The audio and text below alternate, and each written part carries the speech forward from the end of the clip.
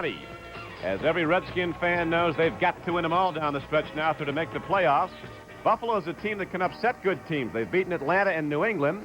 Buffalo can throw the football, but the wind could be a factor, Nick. Well, Don, they're the second best passing team in the AFC, and that's Ferguson to Bob Chandler. Chandler led the NFL in receptions last year. This year so far, he has 41 on the year. So if Buffalo is going to do anything, it has to be Ferguson to Chandler. As every Washington Redskins fan knows, the team's problem has been the inability to generate points. Both quarterbacks warmed up today, Billy Kilmer and Joe Theismann. Theismann's going to get the start. Well, they've gone through the youth movement. Joe Theismann, the quarterback, he throws for a lot of yards, Don, but he puts very few points up on the board.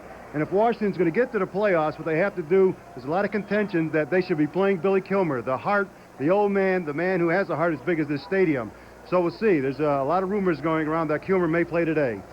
Well, of course, the Redskins will have a difficult time getting up after losing that tough game to Dallas last week that came so close, but they have to be up, can afford no more losses. And they have the Cardinals coming up next Saturday, so it's going to be tough. The Bills have won the toss, and they'll be receiving to start the game as they come out in their home uniforms, the blue jerseys, white numerals, white pants, and the Redskins trot out now. It's a very, very cold day. The temperature is about 28 or 30, but the wind is really gusting strong. It is going to be a factor. The field is frozen solid. There was some precipitation on it, and the chill winds have now frozen that field right down, so it's going to be a hard and very rock-hard field to play on, Nick. Well, Jake Scott, I talked to him before the game, and he said that the Redskins need this game. They know they need this ball game, and they're up for it. A lot of people are saying they had a very poor practice this week in Washington, but Jake says, hey, look, we're old men. We know when it counts, we have to do it, and we're going to do it. So we'll see, Don, how the outcome of the game is going to be. You get an idea of how strong the wind is as Mark Mosley has the ball up and it's blown off the kicking tee.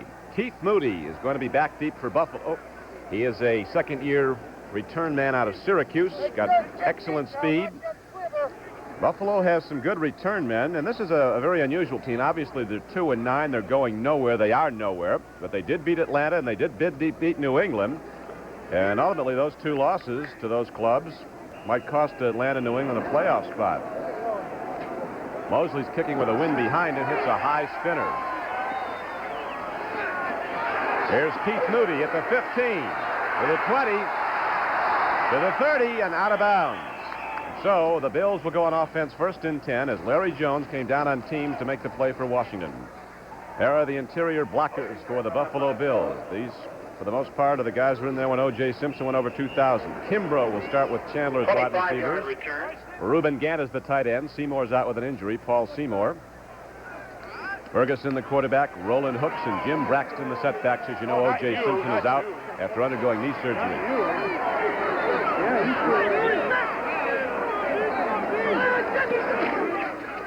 Braxton, the big back out of West Virginia, crashes straight ahead out to the 40.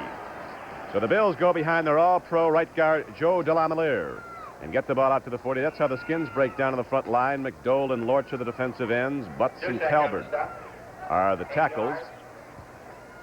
Dusick, McClinton, and Curtis will back the line. We have Dave Butts, a new spelling there. Gerard Williams and Joe Lavender are at the corners.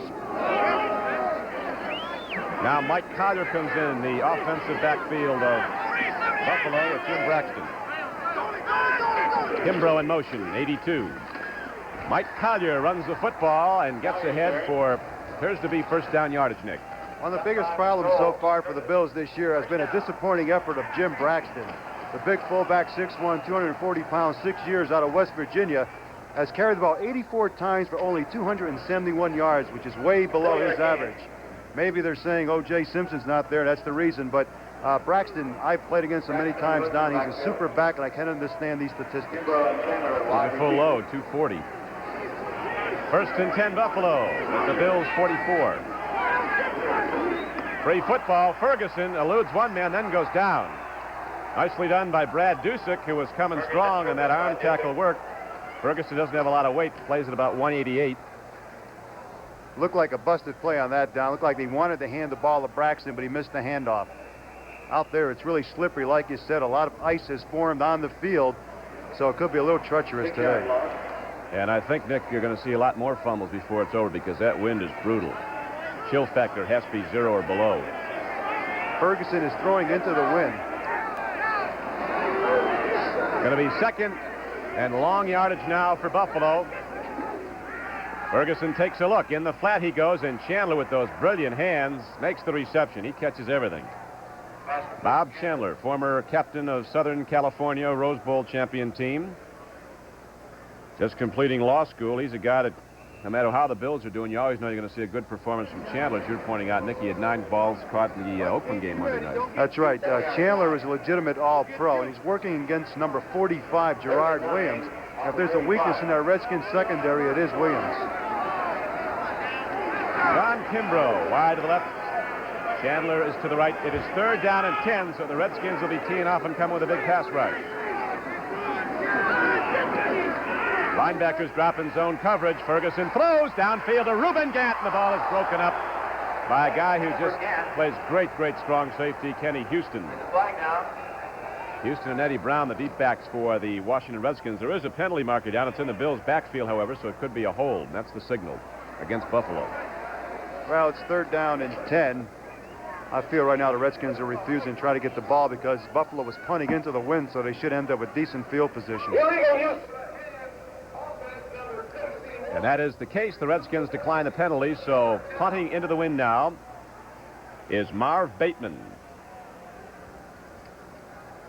He's got one of the better statistical averages. Hits the ball over 41 yards an attempt this year. And back deep for the Skins is fast Eddie Brown. I love to watch Eddie Brown on punt returns, Don, because he does have that knack of eluding tacklers. Usually right up the middle. He doesn't get fancy. Poor punt. Eddie Brown will have to feel it like a shortstop, and here comes the blue jersey, so he'll not get a return. The ball is down to the 23. A poor punt. This telecast is presented by authority of the National Football League as an intended for the private use of our audience. Any rebroadcast or other use of this telecast without the express written consent of the Buffalo Bills and the National Football League is prohibited. 32-yard punt, no return. There is the Washington interior line. Stokes and Stark are the tackles, Saul and Hermeling, the guards, and Len Hoss, the center. Buggs is catching a lot of footballs now for Washington. One wide receiver, Grant's the other. Fugit, the tight end. Joe Theismann's a quarterback with Mike Thomas and Clarence Harmon, the setbacks. Redskins have signed your old teammate Jim Kicknick. Good receiver out of the backfield. Clarence Harmon gets the call and doesn't get too much. Nothing at all, as a matter of fact. That's Sherman White, number 83. He was the number 1 draft choice of Cincinnati a few years ago. Look over that defensive front of Buffalo. Ben Williams, Mike Kadish, Bill Dunston, and Sherman White. The linebackers, and this is a very suspect area of the Bills' very suspect defense. Shane Nelson is their best player. The linebacking core is a free agent out of Baylor, a rookie. Clark and Harrison at the corners. Shane Nelson, Merv Croker, and Dan Gillick, the linebackers. Tony Green, a very good strong safety, free safety from Maryland's back there, along with Doug Jones. Again, the Bills shut down the run. Shane Nelson came across to make the hit. Well, Shane Nelson has been playing the best linebacker for the Bills all year. This is a strange story. This man really is a free agent who came in here and asked for a tryout, and the Bills sort of looked at him and wondered. But he's made it real big so far. There he is, number 52. Big, strong lad. Oh, that's Merv Croker, middle linebacker. Sorry. You're part of those free agents, aren't you? Love to see those guys make it, Don. It's 3rd and 10 now for Washington. Actually, about 3rd and 9. Dropping to throw. Theismann swings it out. Clarence Harmon has the ball, and he dives ahead and gets a first down. That last spin-off effort by Clarence Harmon got the necessary yardage, and the Redskins have a first down. Dan Gillick hit him. Let's watch that again. Well, what they were trying to do is to get Harmon, they make a play-action pass, and they sift him through the line, trying to get the linebacker to go deep, which they do. Now watch the second effort by Harmon. He's really stuck here, but he shakes it off and makes the first down. That was a good effort by Harmon. Gillick had him, but Gillick let him go for the first. Clarence Harmon, the rookie out of Mississippi State, isn't big, 5'11", 190. Got him playing fullback. Second back through is Mike Thomas, and he's cut down after a gain of only about a yard. You know, Buffalo's the type of team, Don, that if you give them any acknowledgement that they could get in this ball game and win it, they can come up with a good effort. And so far, the defense looks like they are playing pretty decent out there. Theismann has the wind to his back, so if he's going to do anything, he has to do it this quarter, as far as throwing the football is concerned. Mike Thomas run the ball well. Second down now coming for Washington. No score in the first quarter. Theismann lets her rip, and Frank Grant makes a diving attempt at the ball at the 35-yard line. Allowed out. Be third down and 9. Dwight Harrison was covering on the play. There's Frank Grant going back to the Redskin huddle. You can see Theismann, who knows how to play in cold weather. He spent 4 years in Toronto. Can't get much worse than this. Calvin Hill just came into the ball game for Harmon. Calvin's a good receiver. But they say if there's one criticism of Theismann, it's that he's not patient. He won't go for the 4, 5, 6-yard passes that Kilmer is so famous for. There's Coach Allen looking on attentively as the Redskins now have a long yardage play coming up, third down. No score in the first quarter. Theismann eludes the rush. He's going to run for a first down and a lot more. But there is a penalty marker down. Dan Gillick came in when he tagged him out there, but Theismann got about 15 yards on the run. Well, that's one thing Theismann does do, of course, better than Kilmer, but you have that youth versus age.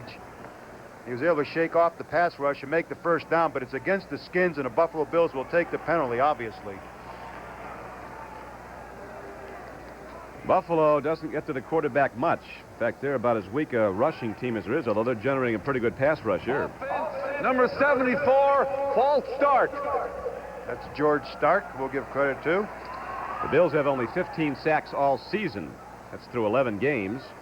And they only have, in the last 5 weeks, 2 sacks.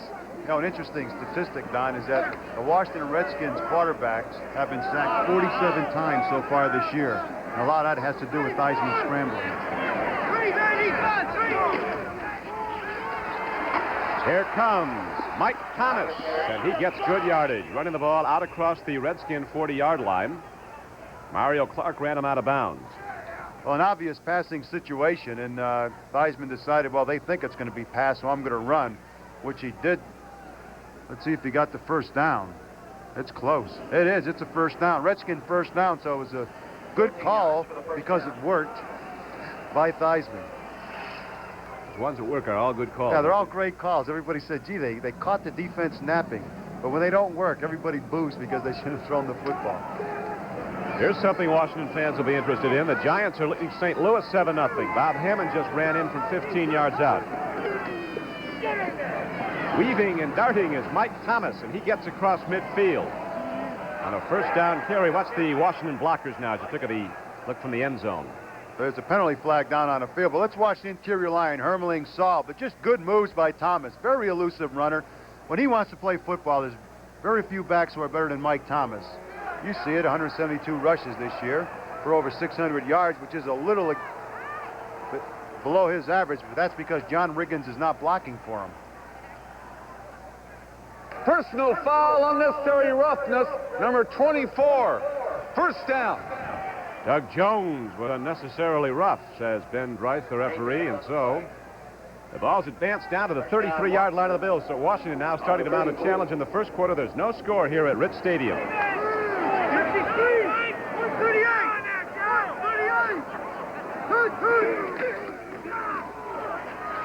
Mike Thomas gets ahead and down to the 30-yard line. Sherman White made the play. It looks like the Redskins are going to be able to run the ball pretty well against Buffalo. Well, Buffalo has been fairly decent against the rush, Don, but what Thomas did that time, he was following Calvin Hill and decided to go on his own route, so he went over to the left side. The offensive line of Washington is a very seasoned offensive line, so the stunts that Buffalo's running should not bother him that much. Mike Thomas has now run the ball 5 times, has gained 27 yards. We're told the wind chill factor brings the temperature to 8 above. Frank Grant gets a high one in there. Here's another penalty marker down, right at the line of scrimmage. It looks like the officials are trying to get in the act awfully Skins early. It's against the Skins. When he did it, it looked like he said the man was tackling the defensive player. Let's see who it's against. I don't know what player it is. But you can see that the chill factor is taking its effect right now because that ball was thrown very hard. Holding, number 74. Well, that's a second one against George Stark. Second penalty against him. But anyways, I was saying the chill factor is so great down that if the ball's thrown too hard, there's no way these receivers are going to catch it. Second and long yardage coming up now. good screen situation. 2nd and 17 for the Redskins. Theismann goes to the draw, and Clarence Harmon runs headlong into Bob Nelson. Come into the game as a linebacker.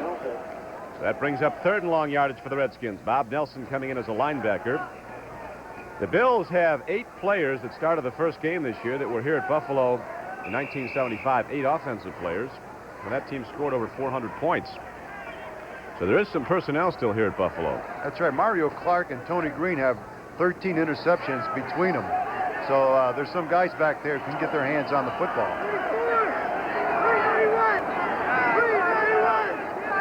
Safety blitz. Here comes Tony Green. They pick him up nicely. Theismann has the ball tipped, though.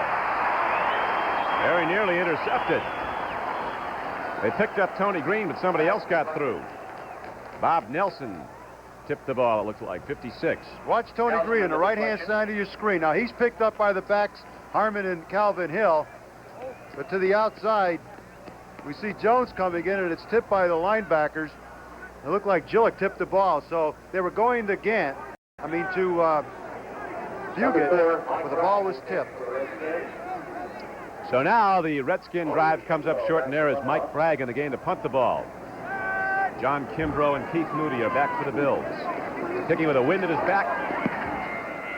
He hits it down. It's going to go carry into the end zone. So it'll be a touchback, come out to the 20, and there the Bills will go on offense for a second time. Right now we have 8 minutes and 25 seconds left to play in the first quarter, and it's still a scoreless game as the Redskins moved the ball but then came up short.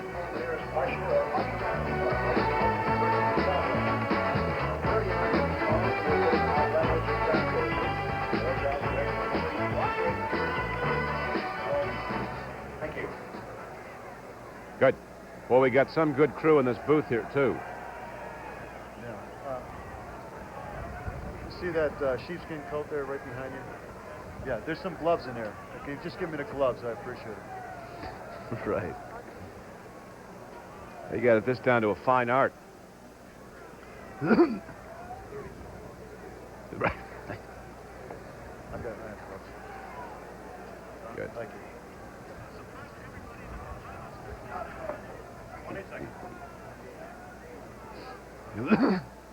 There is another pocket. It's just difficult to find. No, thank you, Joe. 10 seconds. Stand by.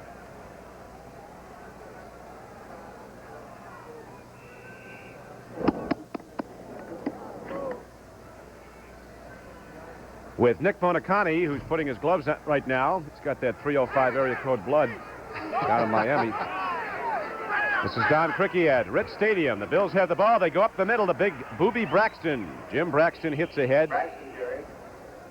And there is Joe Ferguson, who's been in this cold many times. He's from Louisiana.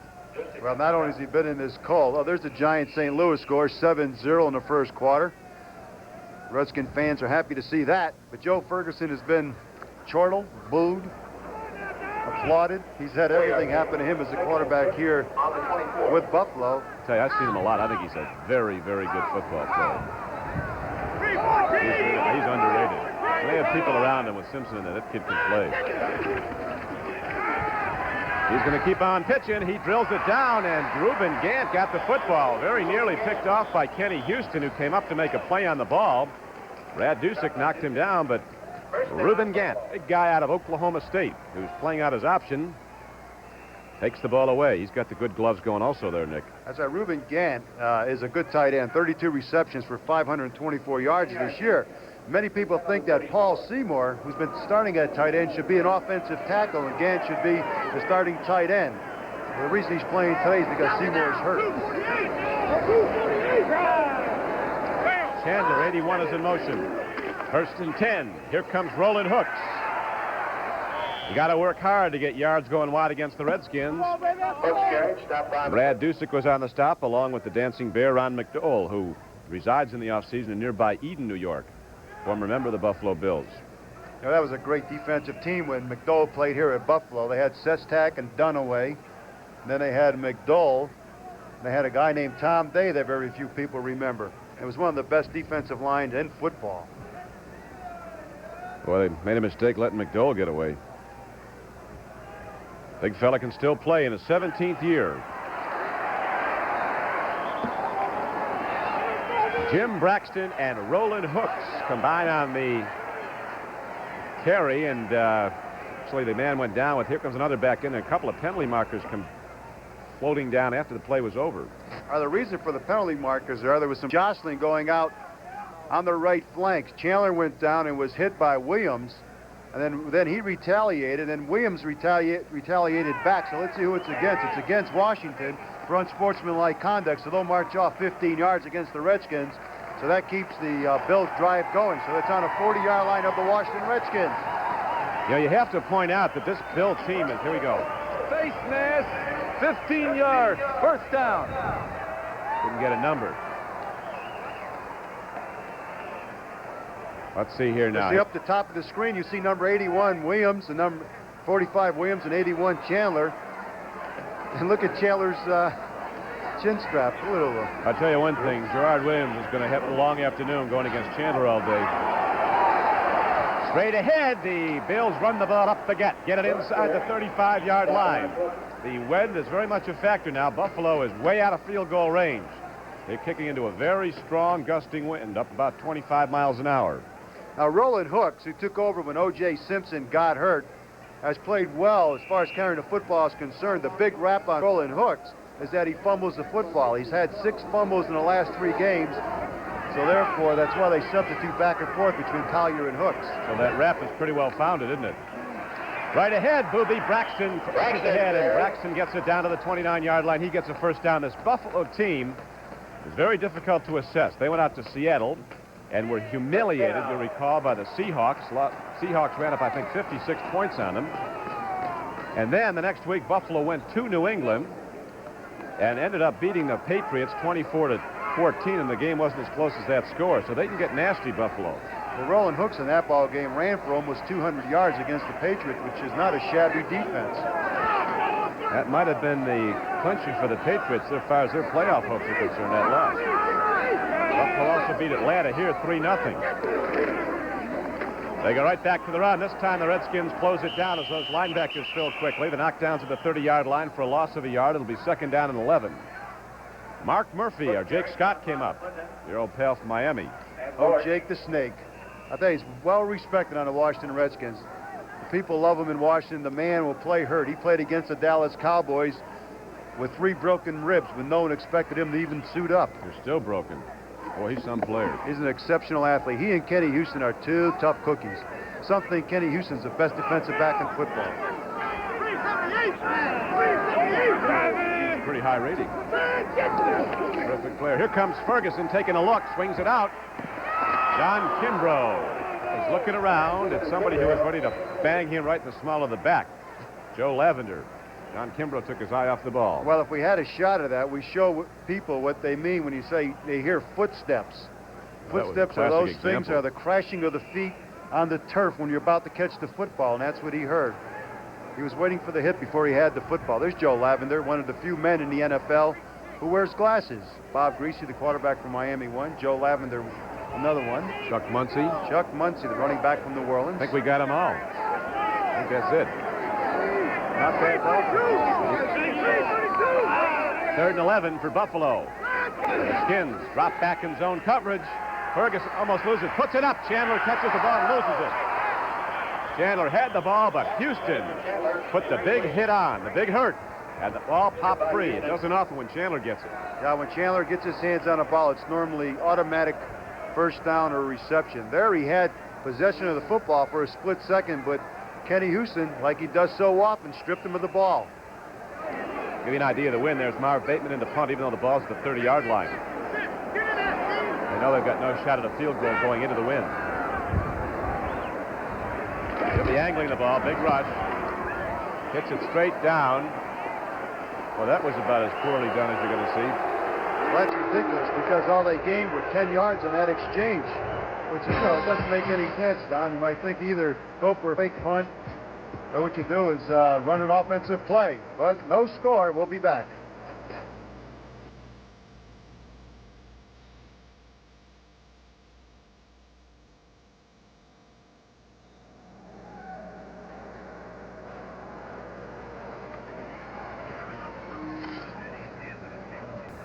Well, the No first way. time we were here, Dave, it was 3-0 Atlanta, remember? That's right, 3-0, and Buffalo really could have tied it. I mean, Atlanta could have tied it up. Remember, they were driving down. So Yeah. what the hell? Something happened. They went for a 4th down. Fourth down play. Ran the ball, rather what than the kick hell a it field was. goal. Should I give one verse? Oh, come on. The Buffalo Bills would like to welcome CBS Television and broadcast team Don County. Welcome, Buffalo. Friendly play.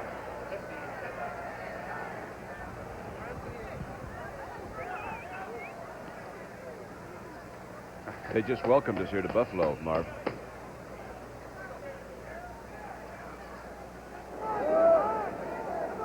That is the win factor here in Western New York. The big flag is straight out. 1st and 10 Redskins. No score in the first quarter. 4:11 to play in it. Mike Thomas turns upfield.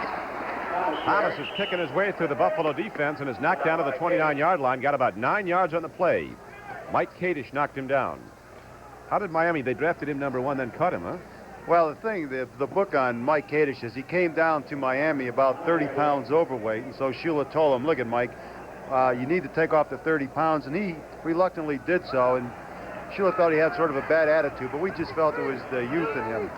If given an opportunity, he could have made the ball play. He's been Buffalo's best lineman on defense. Clarence Hyman runs the ball. It looks like he has a first down. Cape took it across the 30-yard line.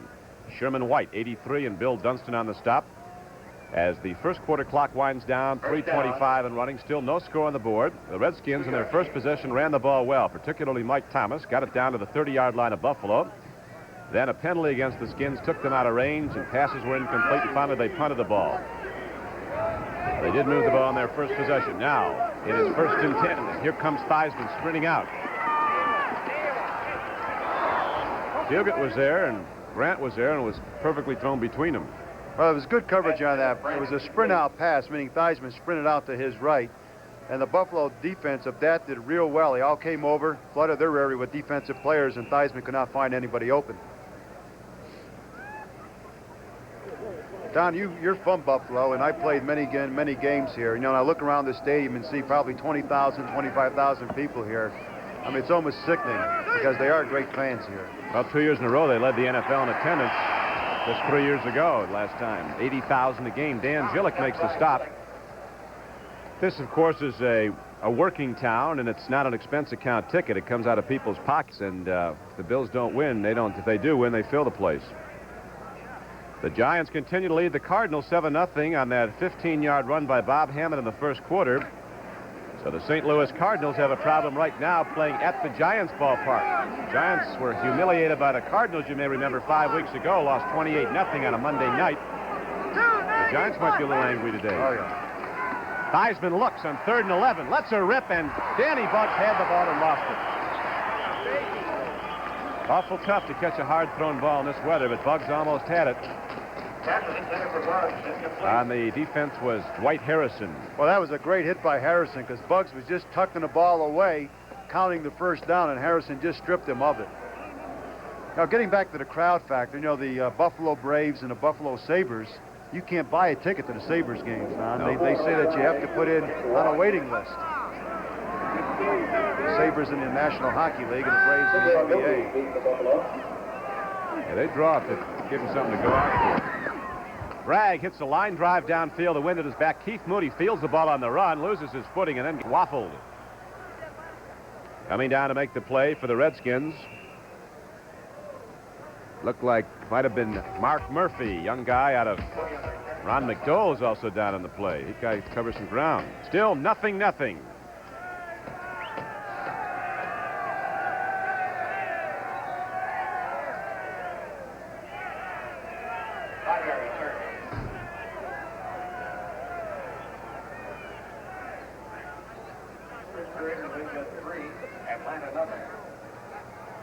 Yes.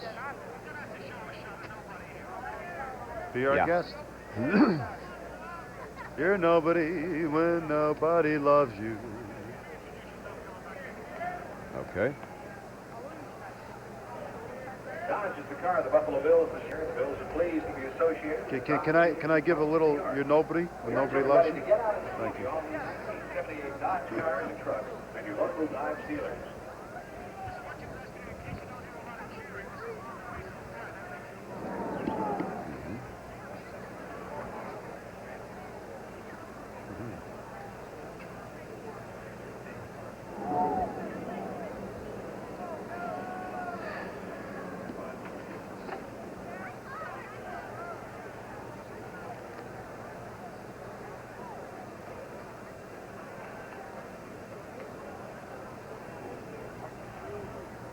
Don Criqui with Nick Bonacani back at Orchard Park, New York, and that is the story of Buffalo's season.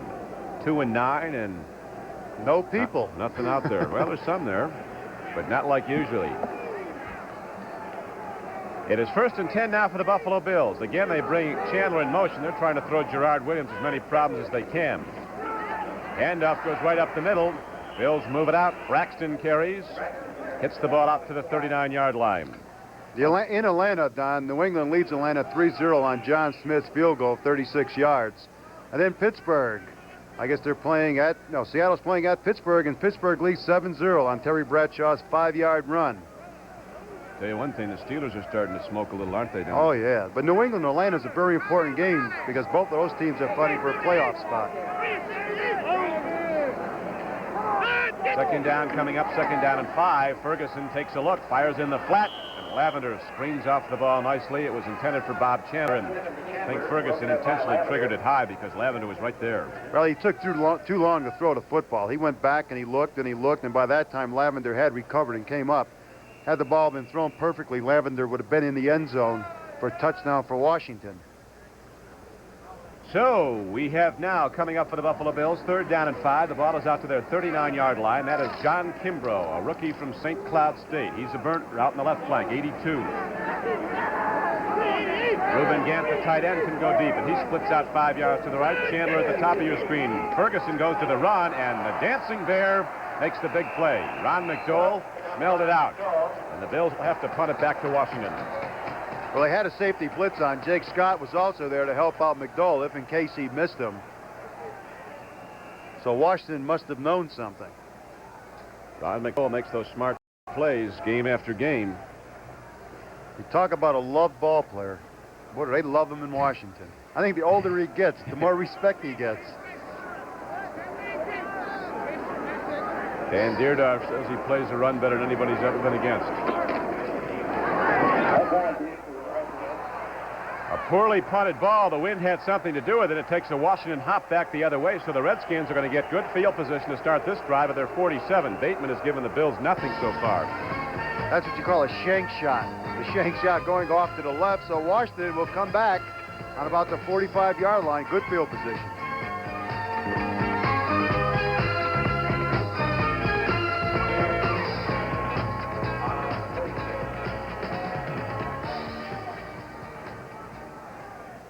St. Louis tied the game. They would have to tie it.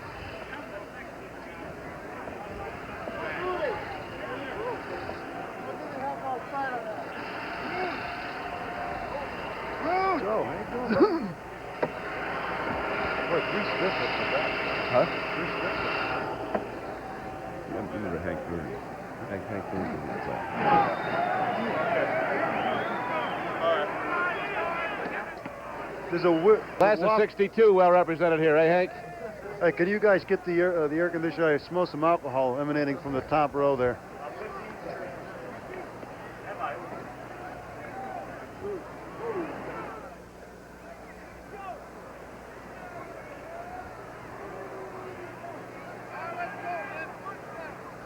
Okay, now the Cardinals have come back on the right arm of Jim Hart, who just threw to Ike Harris in that game, and New Jersey is tied up at 7-7. It is tied up here also as we start the final minute of the first quarter, 0-0. Theismann takes a look, running men deep now, puts it up long. Fugit going for the football, but it comes in way too long. That wind is very strong behind Theismann. He had much more than he needed on that. He likes Fugit. It's obvious he likes Fugit, and Fugit has reacted this year with 28 receptions, with 3 TDs, but that time he was well overthrown.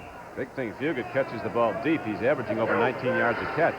Big game there, Don. Denver and Houston 0-0 in the second quarter. Two good defenses. And Pastorini to White Shoes Johnson, they could put it on nothing flat. Second down and 10 now for the Redskins. Theismann fakes the draw. They give him some time, and now Gillick starts to run him down. He gets the ball away in a desperation effort. So the Redskins are not getting the ball downfield very well right now. Ben Williams put the rush on him. The Redskins, it's incredible how many times their quarterbacks have been sacked. 47 times so far this year. I thought it was a misprint when I first read it, but it's true. Theismann's been sacked 29 times. Billy Kilmer 18 times while he was in there. Theismann has thrown the ball 7 times so far, has completed just 1, and that was for 10 yards. Gene Fugit graduated from a small school up in the Berkshire Mountains of Amherst. Same place that Doug Swift came from. There's George Allen. He'll lick his fingers. There it goes. Bill Kilmer's a little apple-cheeked out there today with that cold blowing on him. He would rather be a quarterback than on the sideline. 3rd and 10. Theismann takes a look, swings it out. Nicely thrown, but Mike Thomas has got to work to get the first down, and he does. Tony Green knocks him down, but the Redskins come up with a big 3rd down play. On 3rd and 10, they get about 15 yards in the first down. Watch Thomas. Thomas out of the backfield. He's working on his safety. Now watch the field. You got to give the field a little credit for the first down. There we go. Freeman takes a fall on a frozen turf, and Thomas gets the first down. A big first down for the Skins. Thomas plants those feet flat down, keeps his traction, and gets the ball down to the 39-yard line of Buffalo. That would be the last play of the first quarter. Gun sounds, and so the Redskins will now work into the wind, as we have, after the first quarter of play, no score on the board here in cold, cold Buffalo.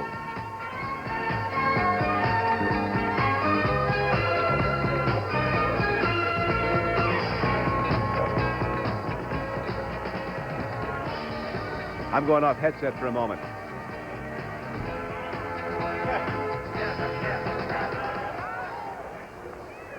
He's going to the head.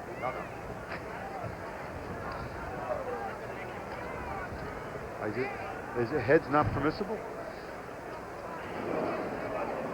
Yes,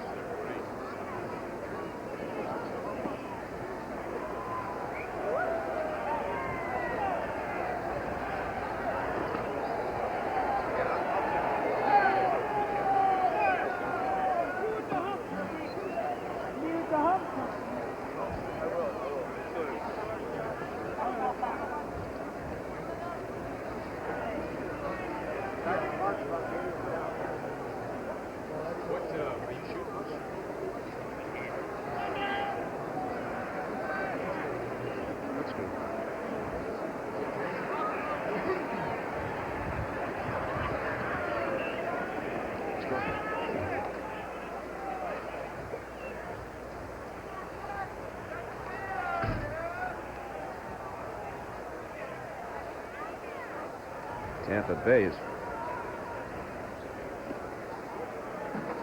Second quarter. Houston 7, Denver nothing.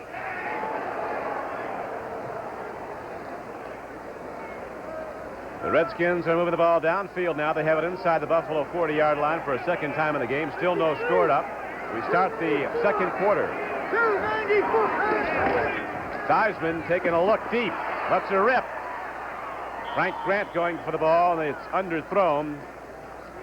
And so that will bring up 2nd and 10 for the Redskins at the Bills' 39-yard line. Big game down at the Astrodome in Houston, and right now the Oilers are leading the Broncos. 7-0, Don, on Ronnie Coleman's run. That is a little surprising because the Denver Broncos do have such a great defensive ball club. But Houston also can score. Pastorini, Burrows, White Shoes Johnson, good offensive team. 2nd down and 10 coming up now for the Redskins. Handoff goes to Thomas. He tries to cut back. His feet fly out, and so it'll be 3rd and long yardage for Washington. Well, with the turf assisting him on the first down, it hindered him on that down. The Redskins for the rest of the first half will have very difficult field goals attempts because of kicking into that wind. That flag has been straight out since the game started. 1 yard loss. No, you wonder how Kilmer feels on the sideline after having played so many games for the Redskins, knowing they're only one game out of a wild card spot. I know how he feels today, cold. He'd like to be out there moving around. Here's a swing pass. Thomas has the ball and another first down. As Theismann led him perfectly with a little arc pass.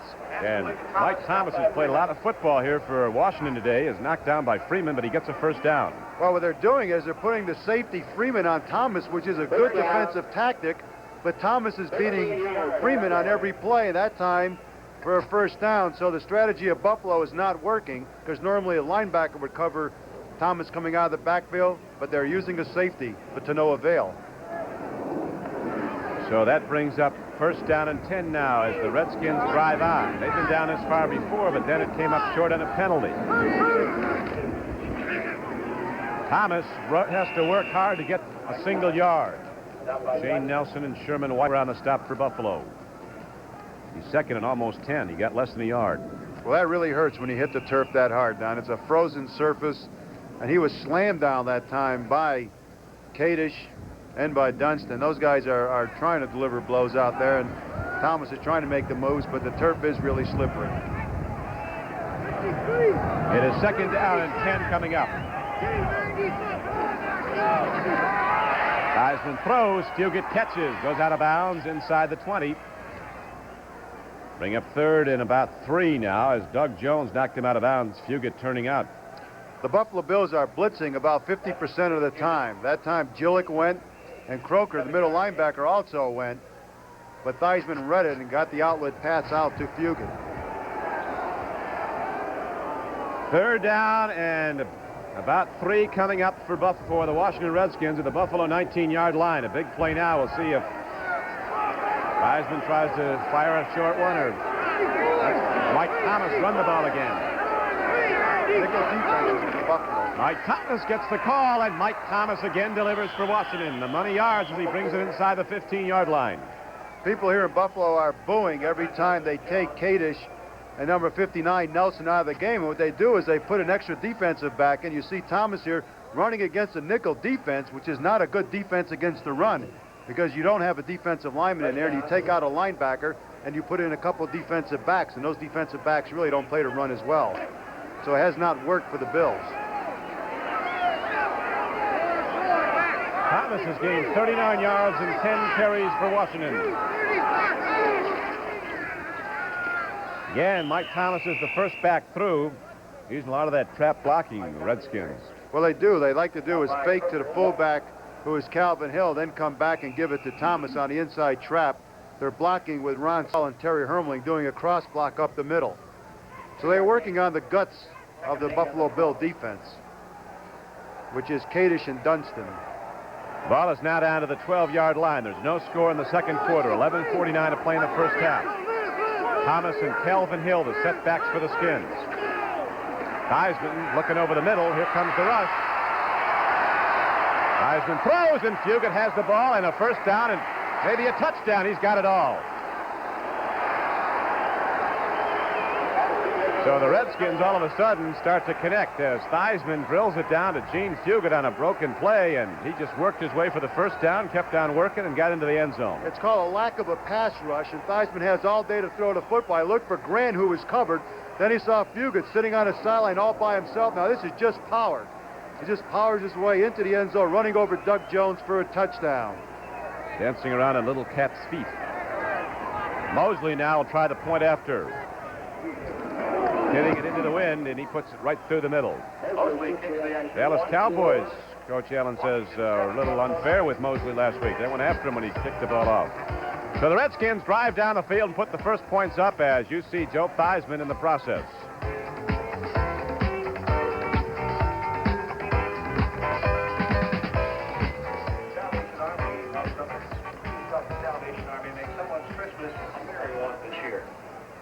Any pass rush you're on, they may have a sack or loss. He scored. What was it, 14? No, 7-3. John Lightbolt cut by Buffalo.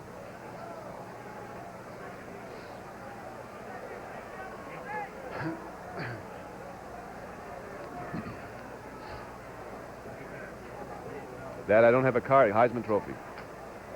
I have it. Second quarter, Pittsburgh 7, Seattle 3. Hey, that's easy.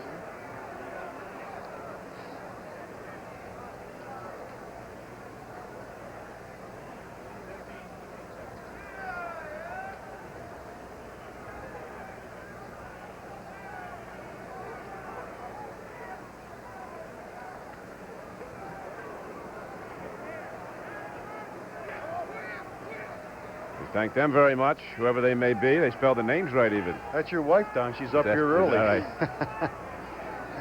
There it is, the drive. 53 yards in 11 plays. 4:16 it took, and Fugit was on the payoff end. Line drive is picked up by Bob Nelson, linebacker. He's sure one thing to get both arms around it because he didn't run with it often. A very interesting show coming up next Thursday night here on CBS as perhaps the most prestigious single award in American sports, the Heisman Trophy, will be presented live on CBS. Elliott Gould and O.J. Simpson host an hour of entertainment on the 1977 Heisman Trophy special. Among the many stars appearing will be Phyllis George, Reggie Jackson, Connie Stevens, Leslie Uggams for the presentation of this great award. That's at 10 Eastern Time, 9 Central, here on CBS. Jim Braxton runs ahead for Buffalo. Again, he crashes out for a gain of about 5 yards. Knocked down on the play by the middle of the Washington defense. Seattle-Pittsburgh, Don. Seattle got a field goal from an ex-Buffalo Bill, John Leipold, 20 yards. So the score is Pittsburgh 7, Seattle 3. That's in the second quarter. Here at Orchard Park, New York, the Redskins lead the game 7-0 with 10:58 to play in the first half.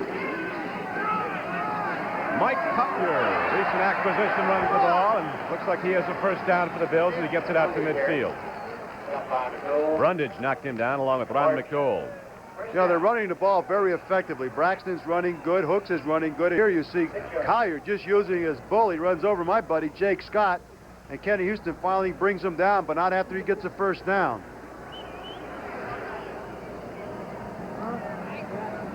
First and 10 for the Bills now. They run the ball. They have the wind at their back. They got the speed on the left flank, and John Kimbrough. Here is the handoff as Roland Hooks takes a look and fights his way down to the 45-yard line. Got pretty close to 5 more before Dusick hit him hard along with Jake Scott. The problem with that is I think Hooks did a little bit too much looking. If he did a little bit more running, I think the play would have been more productive because he has Reggie McKenzie, number 67, leading the play. He stutter-stepped a little bit and got 5 yards. Second and 4 on the 44. So the ultimate gain on the play is almost 6 yards. They're making it second down and 4 now. Sun starts to shine as Chandler comes wide right. Pitch back goes to Mike Collier. He crashes in. He's got a first down as Buffalo's moving the ball on the run right at Washington. Mayor Clinton finally made the tackle, but it's another Buffalo first down. Mike Collier is a quality back. They picked him up from Pittsburgh, and here he is just following the blocking of number 88, Reuben Gant. He bulls his way for the first down. You know, the team seems to be playing a little bit better, believe it or not, since O.J. Simpson left. I think there was a little resentment of O.J. A lot of people thought last year they should have traded him and got some quality players. A lot of the players would like to see some of the $700,000 he gets this season spread around a little more. Roland Hooks running and dancing. Boy, that Delamalier is coming out and just blasting guys. You ought to see number 68. Watch him, the right guard. He is just taking Washington Redskins and putting them flat on their back. You see Hooks, but look for 68. Delamalier drills Kenny Houston, knocks him flat on his back. Chandler gets in the way, and Hooks gets the first down. But that block by Delamalier down, he flattened Kenny Houston and gave Hooks the running room. Delamalier really, again, another legitimate all-pro on this ball club. One of the best guards in football. The Players All-Pro team, he is first string every year. First and 10, right back to the run, and Braxton hammers it up the middle, takes it inside the 25-yard line. Gain of about 3 on the play. On the stop was Harold McClinton.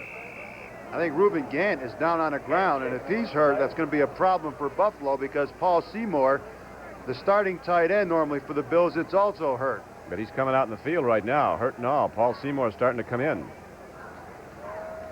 Looks like Reuben Gant is grabbing his face or his head.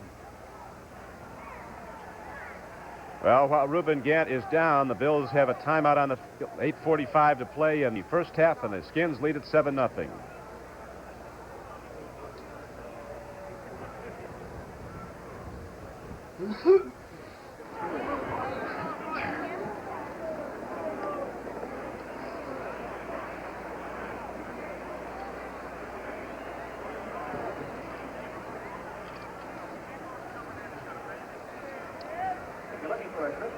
All right. Oh, yeah. Yeah, Braxton drills him. All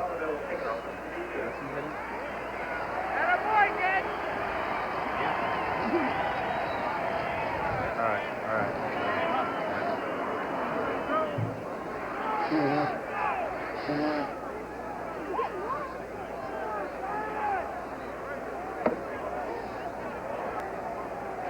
You going right to the disc, Marvin?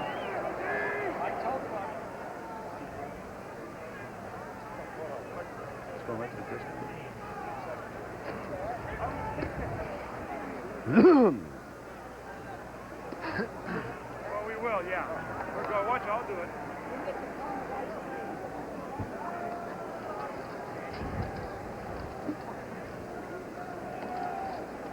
Here's the play where Reuben Gant was shaken up. We can report that he's okay. He walked off, but to see Braxton crash into him, his own fullback. Good block by Gant, but you can see number 34, Braxton, right there, drills him in the back. Looks like he hurt his knee a little. Seymour is in the game now as the tight end with the bad shoulder. Ferguson looks. Oh, the ball is intercepted by Gerard Williams. Big play by Williams.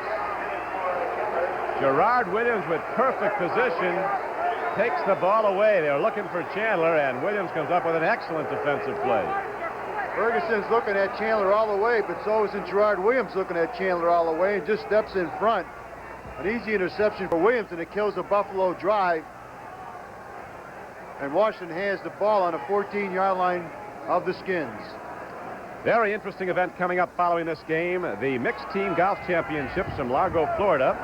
Some of the top men professionals team with some of their friends on the dispatch side, some of the top lady pros. The Skins run the ball, but the Buffalo defense comes out smoking and makes the big hit, and there's no gain on the play. Gerard Williams, who's been victimized a few times this season, just got the ball back for Washington on an interception.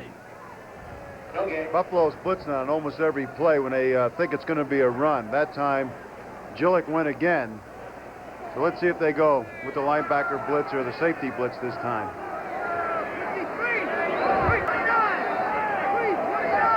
It's a blitz.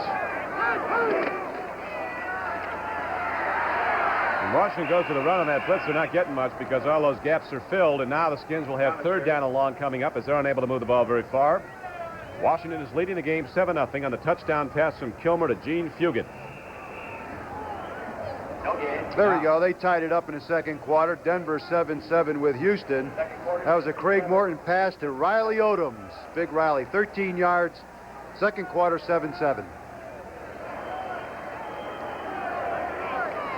Now, Theismann and the Redskins working into the wind here in the second quarter, leading the game 7-0 with the second quarter half gone. At third down and 10 coming up. Theismann puts it up on the run, and that was nearly picked off as Tony Green had a play on the ball. Mike Thomas, the intended receiver, but the ball was not near to a completion. It was near to an interception, though. Green had a play. I'll tell you, he has 7 on the season right now. He's been hurt, Don, on and off for the last couple of years. But he's one of the best safeties in the game. And D for Buffalo is Keith Moody, but that flag is straight out, Don. He's kicking, Bragg is kicking straight into a real fierce wind. So the Bills should get good field position. Tony Green was a good track man at Maryland, ran the 109.5. And here is the punt by Mike Bragg downfield. And Buffalo's going to get pretty good field position, although despite the wind, it's going to roll all the way out to the 48-yard line of Washington. Bragg did his job very nicely into the wind, and so the Bills take over the football, trailing in the game 7-0. Their last possession, you'll recall, they ran the ball very well at Washington, then put it up and lost it.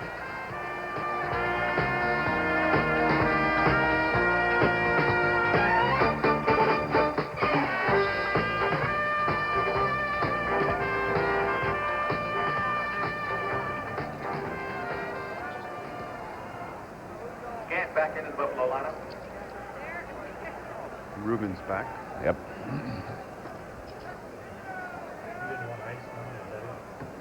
Huh? That's fine. No, just like this is fine.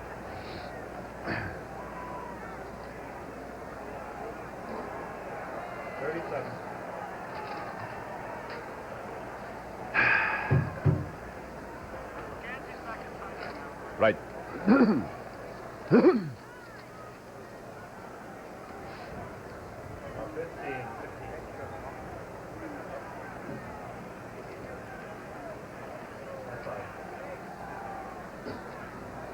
No. No, it's one guy.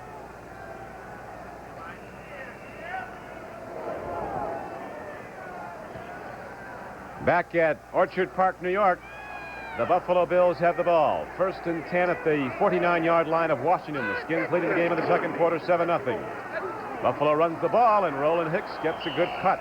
He knocks back down inside the 45-yard line. Houston came up to hit him. Ron McDowell was on the play. But the Bills gain about 4 yards, 4.5 yards in the play, make it 2nd down and 6.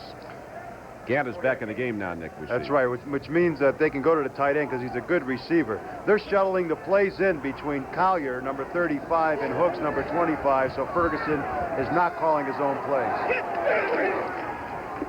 Braxton hits ahead and doesn't get too much as those Redskins were looking for the run. Ron McDowell, Dyron Talbot were on the stop. McClinton also filling on the play. That'll bring up 3rd down and 4 now for Buffalo. The Redskins with a 7-0 lead, 6:07 left to go in the first half. At the moment, the Dallas Cowboys are getting set to go against the Philadelphia Eagles down at Irving, Texas. The St. Louis Cardinals are presently tied 7-7 with New York, the Giants. Pitch back.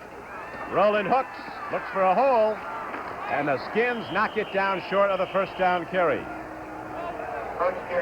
Ron McDowell again on the play along with McClinton and Bill Brundage on the stop. Now Pittsburgh has annexed its lead to 10-3 on a field goal by Roy Girella. 10-3 over Seattle. Steelers holding to a 1-game lead in the AFC Central. 1-game lead over the other 3 teams in the division. Incredible division. Pretty good division. Just like that West Division out in the NFC. Bateman hits the ball. Angles it. This time he gets the roll he was looking for, and it's picked up on the run by Eddie Brown, who quickly steps out of bounds. He sees a wave of blue shirts ready to walk him. Brown on the return, flag down. The CBS Sports Spectacular on December 17th with a great trio of events. You'll see the World Welterweight Boxing Championships between champion Carlos Palomino and Jose Palacios. In addition to that event, you'll also be watching the National Hot Rod Championships from Ontario, California, with people like Shirley Cha-Cha Mildowney and Big Daddy Garlitz. And then the U.S. Professional Arm Wrestling Championships. And you'll also be seeing the World's Strongest Men competition as they complete the decathlon events with the tug of war. I wonder who won the refrigerator race yesterday. That's right, Leif. They had running 40 yards with 400-pound refrigerators on their backs. The leftover turkey. And they had the 1 week they were throwing car tires. I think it's throw it rather. Somebody said one guy was throwing it like a frisbee. Bending steel bars. Official timeout on the field briefly as they get things organized. Apparently there's a penalty marker down, and Tony Green saying, what's it for? So Ben Bright's going to tell us now after a conference. They're discussing it. They want to check to see if the penalty's in the rule book. If not, they can go to the owners' meeting in Hawaii. Usually when there's these long conversations, it turns out that the penalty marker fell out of somebody's pocket. Illegal use of the hands on the defense. Aha. Automatic first down for the Redskins. Illegal use of the hands. Sounds reasonable. Yeah. Skins will accept that. So it is a first down for Washington just across their 20-yard line. Mike Thomas runs, and a lot of blue shirts are there to fill on the play. Knocked down Kadish at 270. Led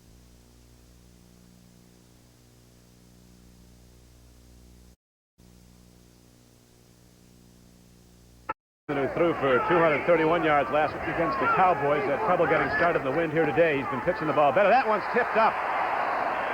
Doug Jones made a play on the football. Had he been able to get to it, he'd have gone right into the end zone. This thing would have been tied up or a point away from being a tie. The ball was tipped by Kadish. Like you said before, Don, he's been playing the most consistent football as a defensive lineman for the Bills. Let's see it right now. That's number 71, Mike Kadish. He's a left tackle in the upper part of your screen. Watch the hand go up. He tips the ball by Theismann. Now watch Jones come out. We didn't see that. That's all right. We'll catch it next time. Theismann is now 5 for 14 for 57 yards and 1 touchdown. 3rd down and 7. Fumble. Buffalo has the ball. No, they do not. The Skins have it. The Redskins got the ball back. But it is short of a first down. It looked like Gene Fugit. No, it was not Gene Fugit. It was Ron Saul, 64, who got there. Very nearly Buffalo's football in Washington's end of the field. But Ron Saul is quick to the ball. Thomas never controlled the football, and he got drilled by Sherman White. Yep. Calvin Hill had a shot at. Croker had a shot at it.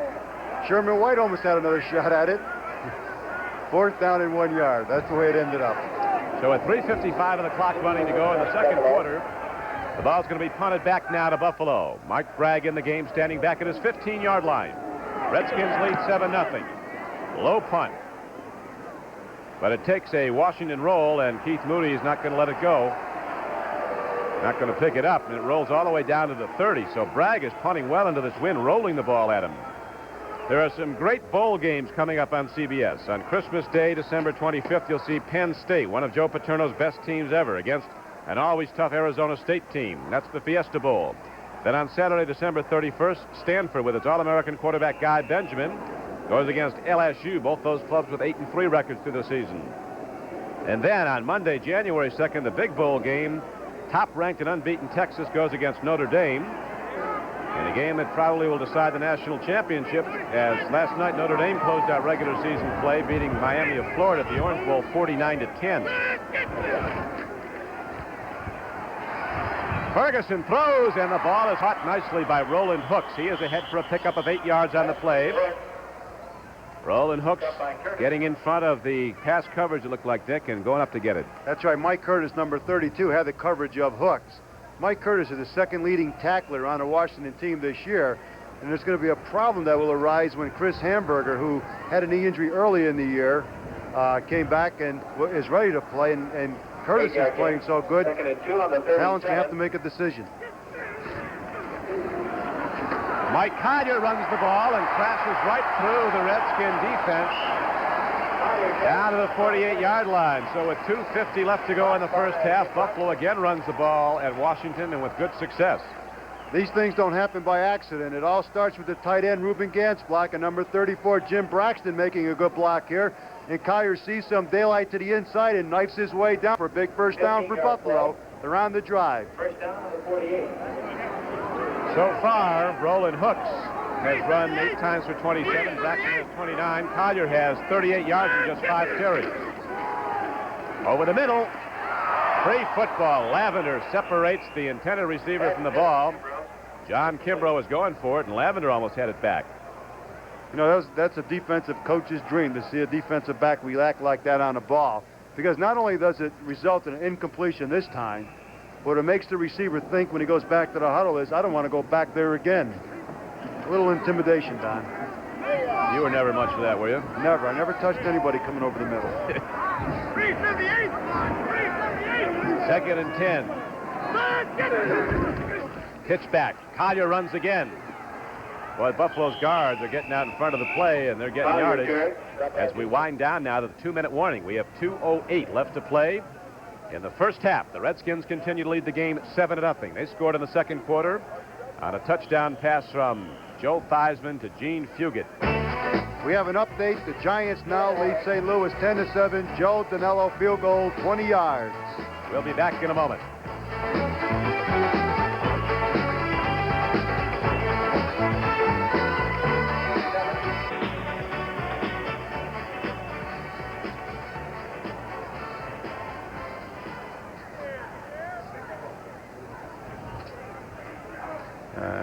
Here, we see in the middle, going to have to go to Gant.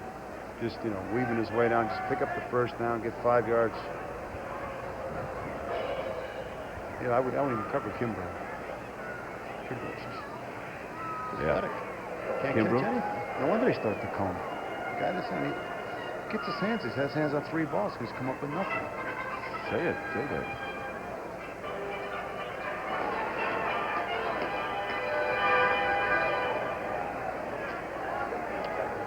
Maybe to check down Collier out of the backfield if he's in there.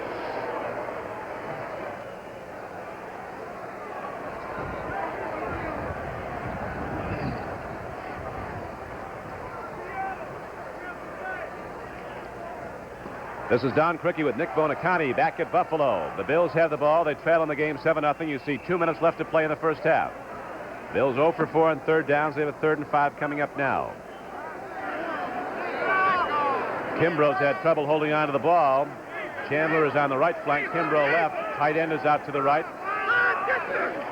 Ferguson takes a drop. Skins coming with a 4-man rush. Swing pass goes out to Braxton. He's hard to knock down, but the Redskins do it.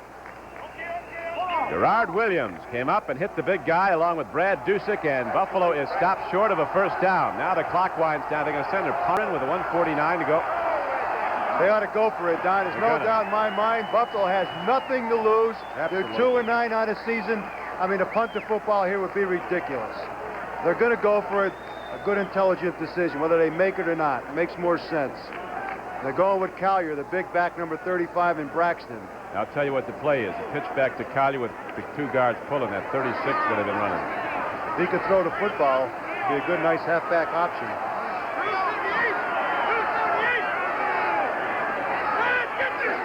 He's got it. Collier swinging out.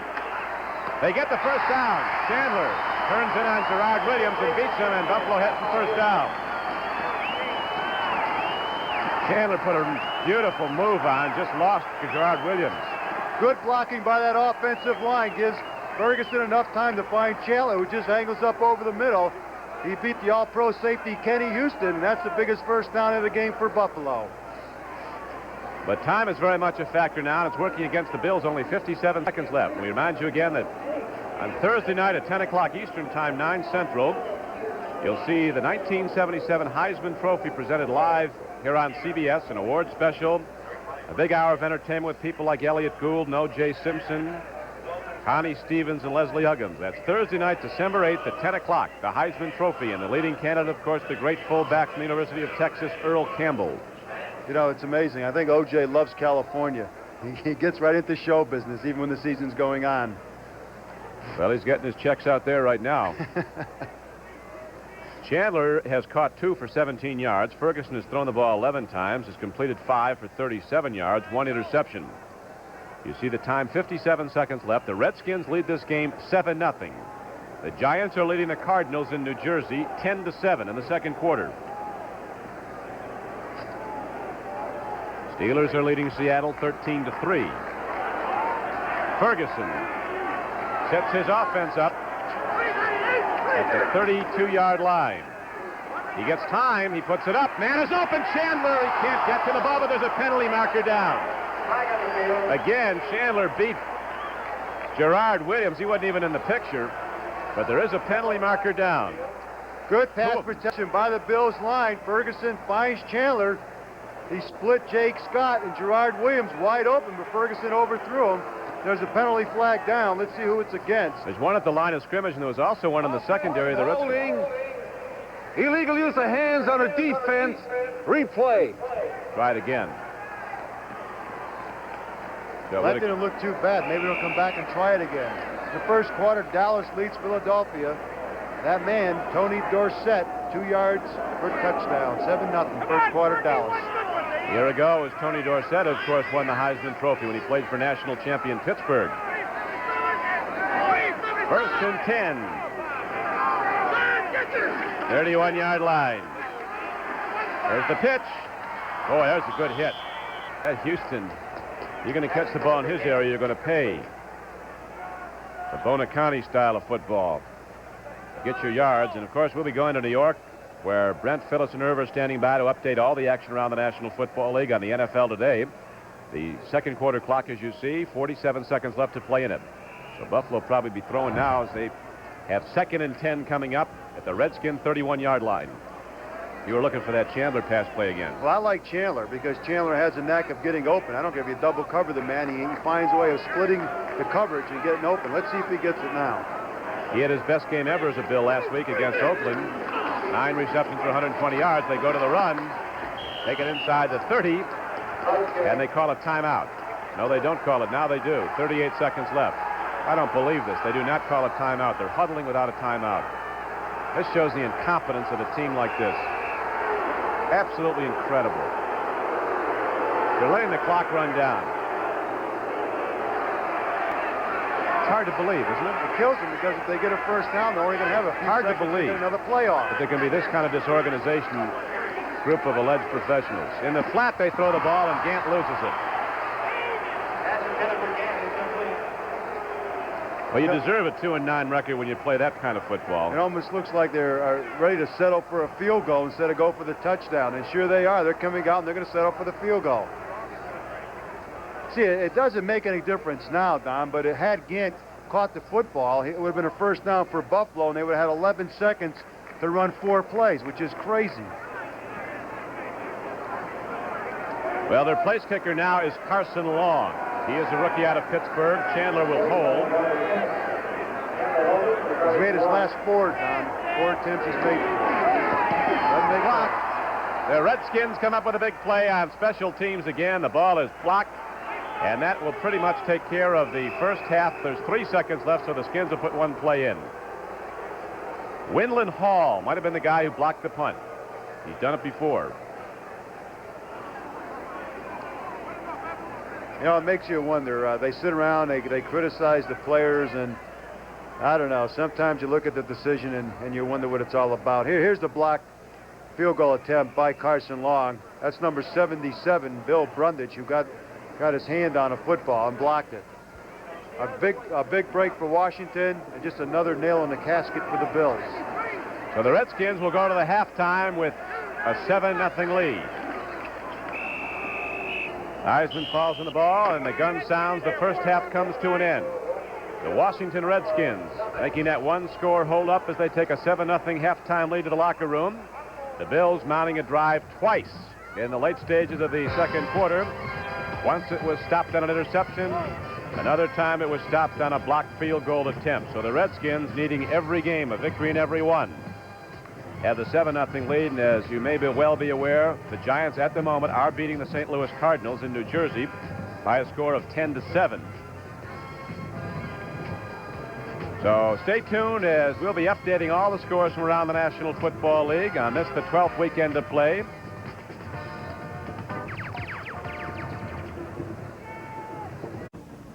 I'm Don Cricky with Nick Bonacani back at Rich Stadium in Orchard Park, New York, where the Redskins are leading at the half 7-0. Nick, there's a lot of speculation in Washington as about this team next year, whether George Allen will be the coach. How do you assess Washington from a personnel standpoint? Can guys keep playing until they're 40 years old? They see McDowell looks as good as he ever has. No, the first half, Ron McDowell has 8 unassisted tackles. So he's doing a good job defensively. When you look at the Redskins for next year, you talk to Sonny Jurgensen and some of the people who know Washington real good. Next year, they don't have a draft choice, Don, until the 9th round. Now, that's crazy. All these other teams, Dallas and Miami and Baltimore and Pittsburgh and Minnesota, will be drafting all the way up through there, getting the good young players, the top draft choices, so they can, build for the future. Washington, I don't know. You look at them, and they're going to have to start trading again because there are obvious weaknesses, on that Washington ball club. Billy Kilmer is really not happy sitting on a bench, and the question is, will he come back, knowing that Theismann will be the quarterback next year? As far as George Allen's concerned, a lot of speculation that he'll end up in Detroit as the head coach of the Lions. They don't feel that he will be back in Washington, but of course those are just rumors, and they always run rampant. But Washington is, if you talk to the veteran ball players, they'll say the problem with the team is not the veterans, but it's the younger players. Mistakes have hurt this club, yeah. Mental mistakes, the fact that John Riggins, who was off to a great start and who is a very valuable ball player, not just because he carries the football, but because he blocks for Mike Thomas. And you look at Mike Thomas's record, it's way down off of last year because he doesn't have the blocking of Riggins in front of him. Plus, Riggins is a very valuable guy coming out of the backfield on pass receptions. So his injury has hurt them. Mike Thomas is not running as well as he did last year. Then, of course, the veterans, they've had some problems. But overall, how would you assess the team? Is it going to be a good team next year from what you see of this offensive line and the overall personnel that Washington has? Does it have the potential to be a competitive team, a playoff team in the years to come off of what they have now and no draft choices? Don, I really doubt it, because the young players that they have right now are really not the quality players that you would need to be a playoff contender in the future. And you don't get them in the 9th and 10th round. You get your quality players in the first 5 rounds. So I think if George Allen stays, it's going to be a situation where he's going to have to make some trades and get some other veterans in. But it doesn't look like, if he does go, then I hate to have the problem of the new coach is going to have. Well, actually, it's almost impossible to make trades because you sign free agents and you got to compensate with draft choices, and Washington hasn't got any. Now, that's right, and that's what it's all about. And you look at Dallas and those teams, you see Tony Dorsett, he doesn't come by accident. And this year in the draft, you get guys like Campbell at Texas, Terry Miller from Oklahoma State, and there's Billy Kilmer on the sideline. He's warming up. You know, you're never going to hear Kilmer complain. He's never going to come out and criticize. These are the statistics down for the first half. Joe Theismann, 5 of 14, 57 yards. And Joe Ferguson, 5 of 13 for 37 yards. Not a great passing exhibition by either one of the quarterbacks, but running has been a factor for Buffalo so far.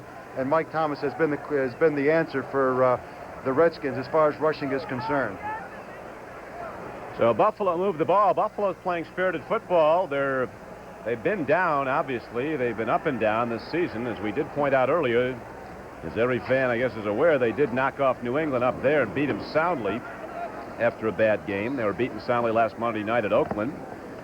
And there are the Redskins coming out. They are buoyed by the news from New Jersey that the Giants are currently leading the St. Louis Cardinals 10-7.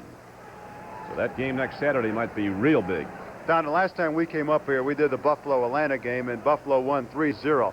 At that time, Jim Ringo's job was really hanging in the balance. As a matter of fact, had he lost that game, there was not only speculation, there was almost certainty that he was going to be fired. I talked to some of the people up here who are supposed to be in the know, and they said it doesn't matter how he finishes the season, that unfortunately Jim Ringo won't have a job. So, well, he'll have a job as an offensive line coach. He's a good, but not as a head run. He's a good coach, but the question is, you know, like Bill Arnsparger at New York, who is a great defensive coach who didn't make it as a head coach, Jim Ringo will have a job. Here's the kickoff, Don. Ball is wrapped downfield by Carson Long. Eddie Brown takes it across the 20, out to the 30. Look at Eddie Brown work. He's not done yet. Out to the 39-yard line. And there, the Redskins go on offense 1st and 10, so Eddie Brown comes out of the gate fast to open the third quarter. Dan Gillick finally knocked him down. Eddie Brown is just a super special teams guy. I mean, somehow, some way, George Allen gets these guys to play really beyond their capability. An awful lot like Don Shula did down in Miami. Eddie Brown is one of those guys. You can always count on him. He's always going to be in there giving his best on kickoffs and punt returns and everything else. And then as a fifth back and as a nickel defense. Mike Thomas has the ball. Cut down very quickly as Thomas tried to go off tackle. He was knocked down by Dan Gillick. And so that'll bring up 2nd down and about 11. Actually, a loss of a yard on the play. Wind is gusting even stronger now. The flag has been straight out since the opening kickoff, and it's, if anything, it's windier now than it's been. Wide to the right go Danny Buggs and Frank Grant.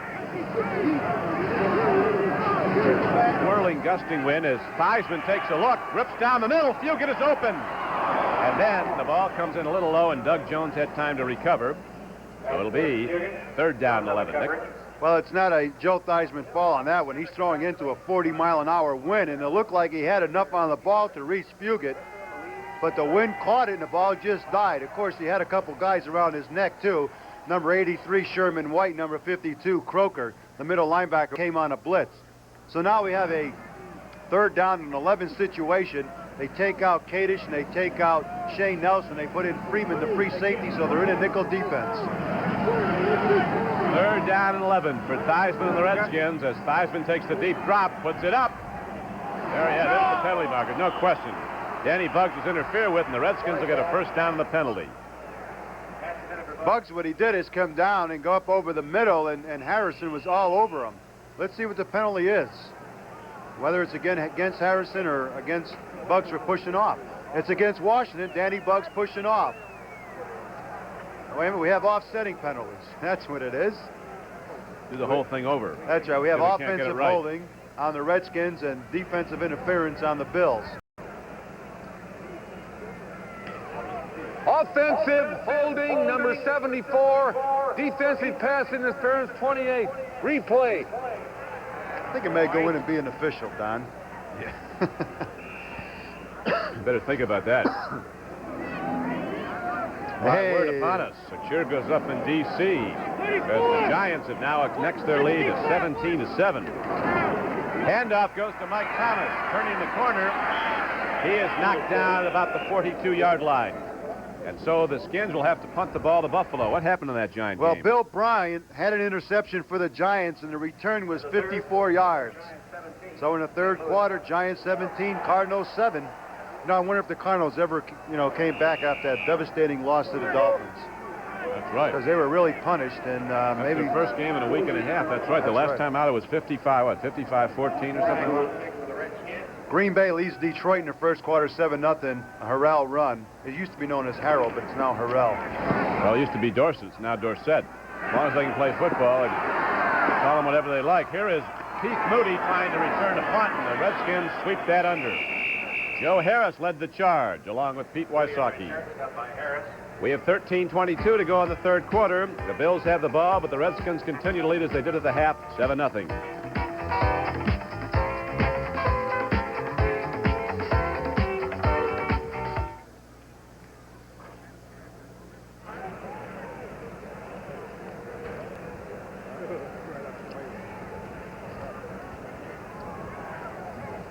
Luke McConan is Buffalo Live. That a baby, Louie.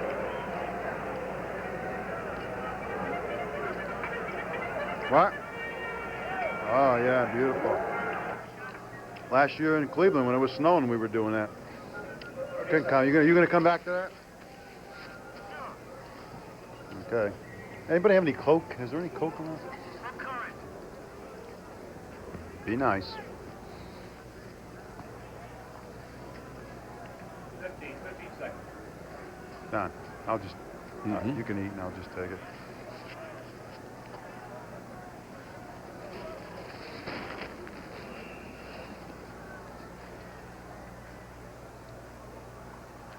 There's Big Ben Williams, number 77, warming his hands on the sidelines.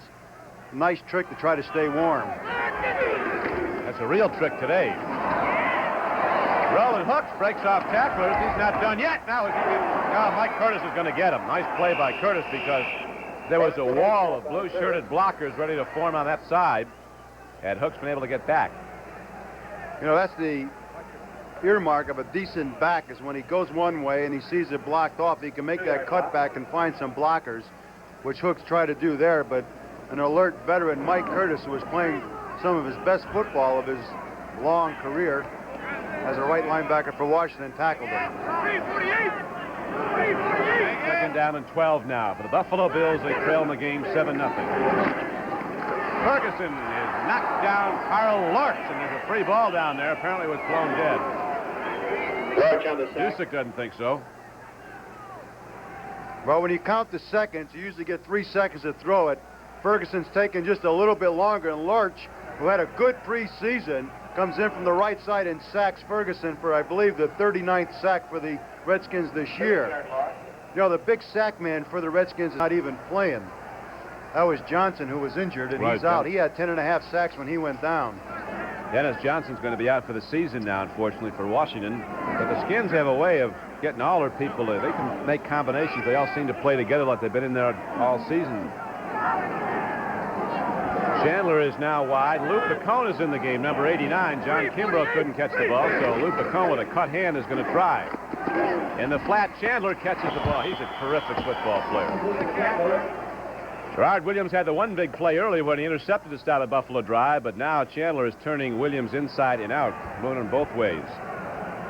That play, despite the good yardage, though, comes up short of the first down, and it will be 4th down, and the Redskins drop back Eddie Brown as you see Marv Bateman ready to punt. Bateman standing inside his 20. Redskins could come out of this with good field position. Bateman will be hitting with a wind behind him. The Skins got in there. A line drive. This will come back at Buffalo. Here comes Eddie Brown inside the free field. Eddie Brown has got an open field, and finally he's knocked down by Jim Braxton.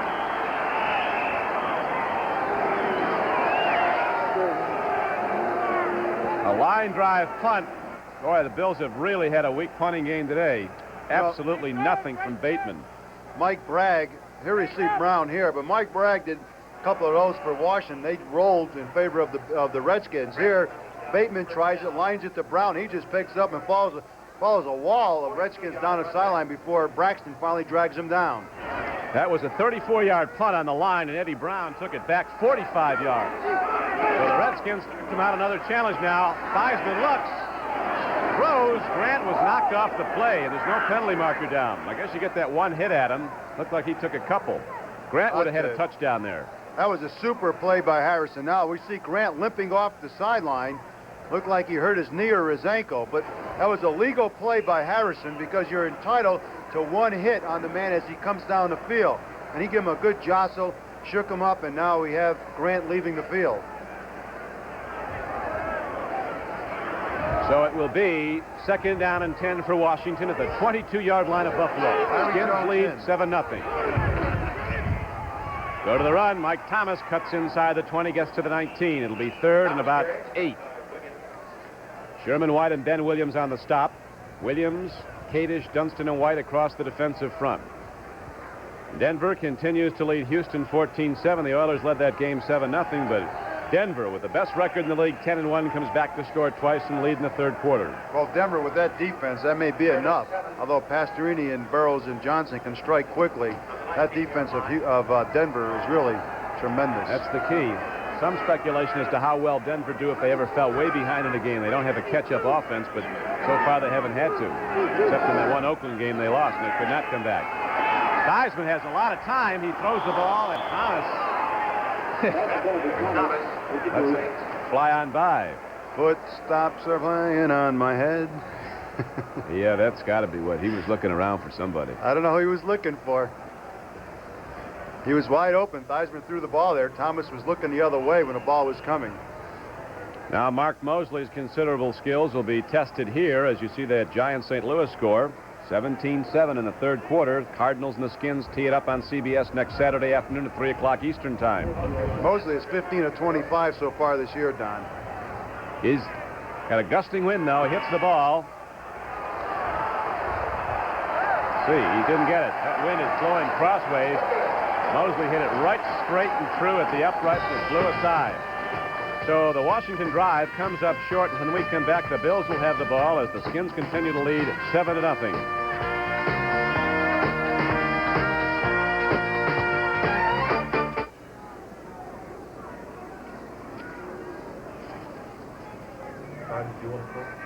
No, thank you.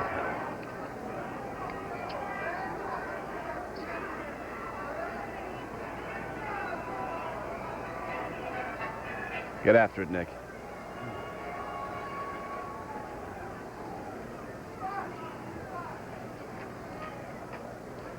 They're really good.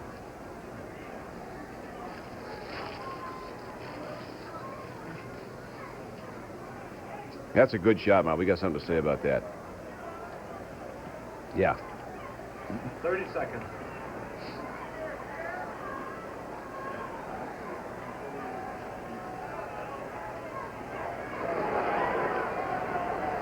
Seconds.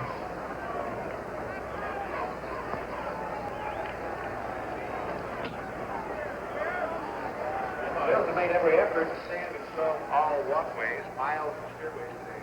We safety urge you to exercise extreme caution when moving about as there are still some slippery spots. Please be very careful. Actually, here in Buffalo on a cold day like this, it's kind of like Halloween. Everybody's got a mask on. You don't know who's sitting next to you. Wind chill factor brings the temperature down to about 8 degrees. Willie Sutton could hide out here. 1st and 10. Bills go to the run. Braxton spins off. Buffalo gets a lot of yards between the 20s, but then it all slows down. Now we see New England has put up a 6-0 lead on 2 field goals by John Smith over Atlanta in the 3rd quarter. The Patriots staying alive. Pittsburgh continues to lead Seattle at Three Rivers Stadium 13-3. Green Bay leading Detroit 7-0. What Atlanta has in the net offense, what a defense they have. They're going to set an all-time record for fewest points, apparently. So probably not getting the playoffs. Yeah. We got a big one next week in Los Angeles. Ferguson's going to run. Now he's going to stop. Now he's going to throw, and it all goes for naught. It'll be 3rd and 7. He was trying to go to Luke Bacot. We'll check some more scores now as they come in from around the National Football League. The Cowboys on Dorsett's run continue to lead the Eagles 7-0. Cincinnati and Kansas City in a tie in the second quarter at Kansas City. Big game for Cincinnati. And then, of course, that Denver-Houston score in the third quarter now at the Astrodome. The Broncos leading 14-7. Updated, Don. Pittsburgh, Seattle. Jim Zorn to Sam McCollum, 65 yards. Pittsburgh leads 13-10 in the third quarter. Seattle can score points. That's Buffalo. Joe Ferguson gets hammered, and a penalty marker also goes down, as I think we had a hold. Dusick and Carl Lorch were both in there to do the damage as Joe Ferguson is aided to his feet. Runnage was crashing in. Penalty will be obviously declined, a hold against Buffalo as they got the big loss on the sack. Decline the penalty. 4th down. New England just jumped ahead of Atlanta 9-0 on John Smith's field goal of 29 yards. They're in the third quarter, 9:23.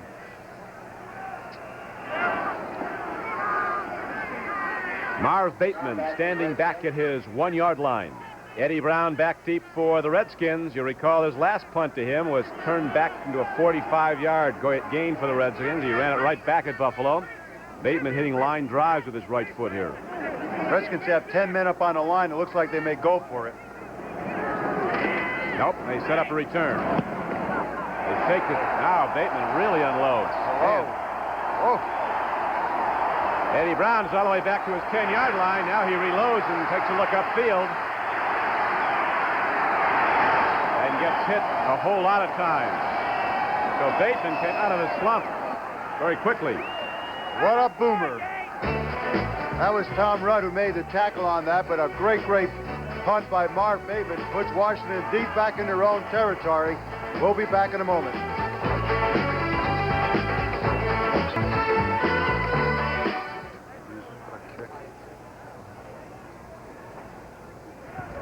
Bateman's longest punt this year, 75 yards.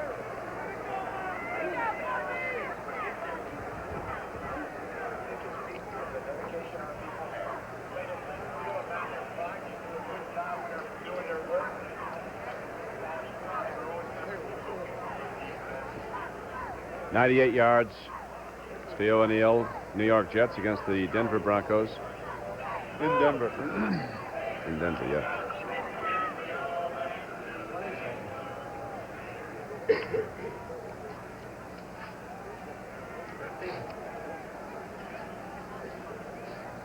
I guess.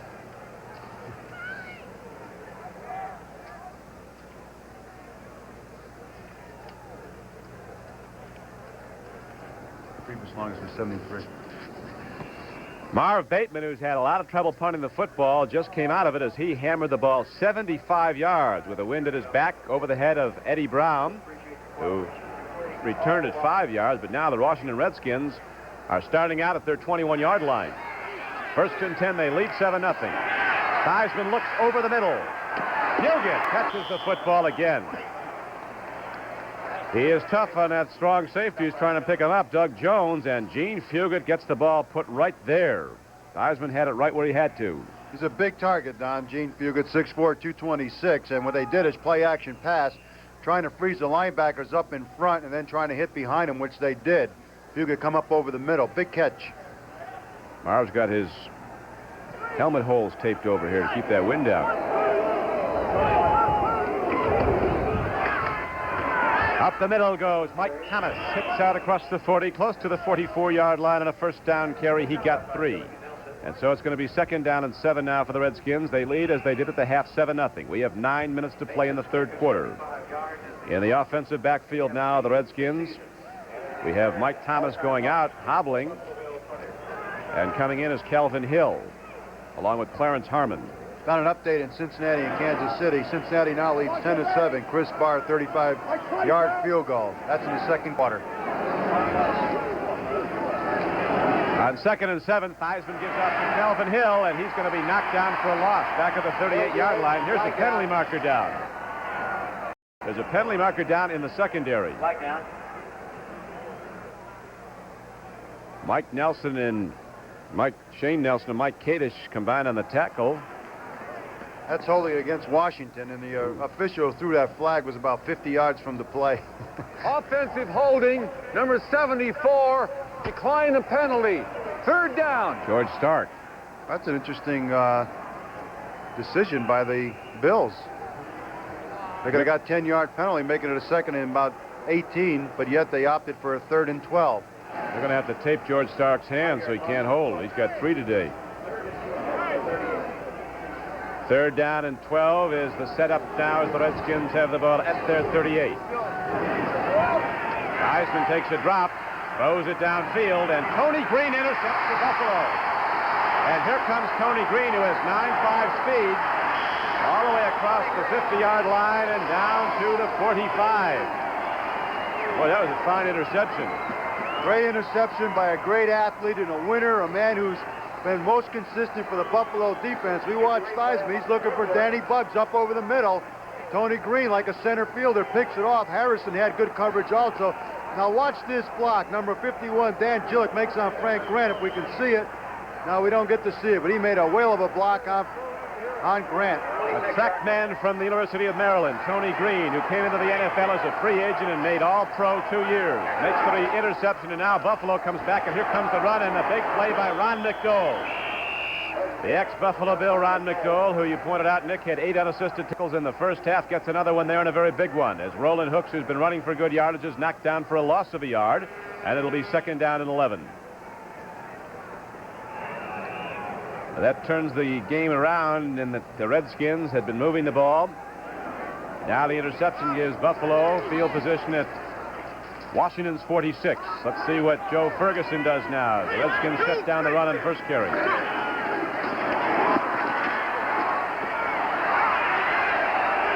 Let's see what happened here. The Redskins intercepted. Jake Scott picked one up right off his shoe tops. Now let's see, another official's coming in. No good. Wait a minute, they're taking it away. They're saying that it was trapped. I would think it was. If he can catch that ball. Here's Ferguson. He's looking for Gant coming up over the middle. Now watch. A little scramble up there, a couple shuffle steps, and let's see if he's trapped. Oh, I don't know. Looked like a clean reception. First guy down was the receiver. Yeah, Reuben Gant was the receiver. Jake Scott was also there. But they give it over to Buffalo, bringing up a 3rd and 10 situation instead of a 1st and 10 for the Redskins the other way. One official did call interception, and as you saw, it was taken away, so Buffalo maintains the ball. Now they have 3rd and 11. Ferguson throws, and Chandler loses the ball as he was hit.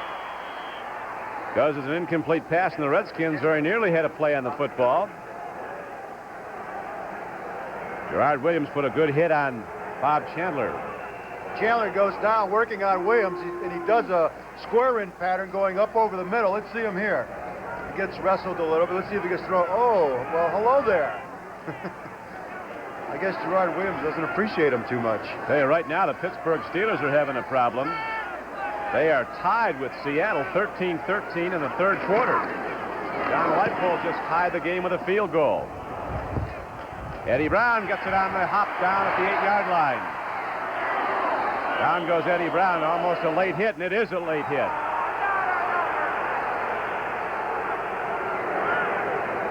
Eddie Brown was on the ground, and somebody popped him, and the penalty marker goes down, so the Redskins will be beneficiaries of penalty yardage here, and they should be.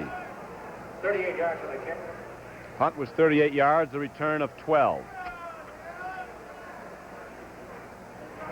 We have 7:23 to play in the 3rd quarter on a very, very cold day in Orchard Park, New York. The temperature in the 20s now. Personal foul, number 73, defense. Ken Jones gets his number called for Buffalo. He was the late hitter. The Redskins will be going on offense. We come back with 7:23 to go in the third quarter. It's unlikely Theismann will try to go too deep. He was picked off last time.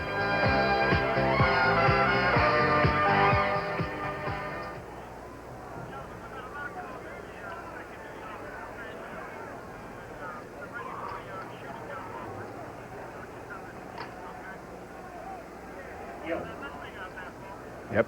Well, it's exactly the way we're going to call the game, Dave, so you tell them in New York that's how they're going to hear it. Right. Well, we're going to do it the same way. I don't understand that. Right.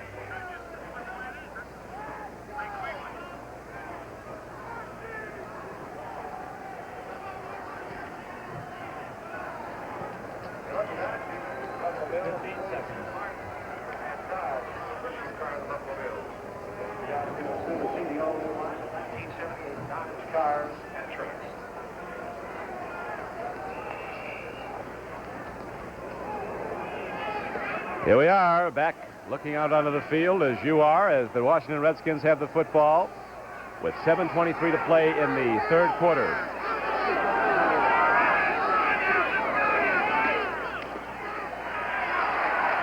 Clarence Harmon runs the ball, gets it out to the 40-yard line. Very tough yards there. Don, updated score, Denver-Houston. Denver now leads 17-7. A 42-yard field goal by Jim Turner. Green Bay leads 10-0 now. Chester Marco, a field goal of 29 yards. San Francisco in second quarter leads Minnesota 7-0. Wilbur Jackson, a 2-yard run. So the Bills have given us the official attendance, 22,975. They drew more than that at War Memorial Stadium, where they had no parking. Theismann on 2nd and 5, gets some time, puts it up, and wide open is Larry Jones for a first down. Jones takes the ball down to the 45-yard line of Buffalo. Coming across the middle, Mario Clark knocked him down. Well, the blitz is on. You see Croker, the middle linebacker, coming in, and there's no one up over the middle, and that's exactly where Theismann goes. He hits Larry Jones, who came in for an injured Frank Grant, and a big reception for Jones. Good receiver, Jones. The only reason he's not playing is because of Grant. Atlanta just got back into that game now. Atlanta has scored and trails New England 9-7 in the third quarter. Free football, it looks like. They'll say they got it. Let's see if the officials concur.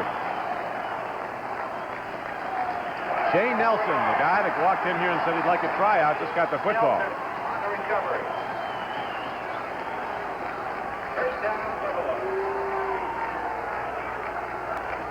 Coming up on Saturday, as Redskin fans are certainly aware, is a very, very big game. The Washington Redskins and the St. Louis Cardinals at 3 o'clock Eastern time. At the moment, the Cardinals are losing 17-7 to the Giants.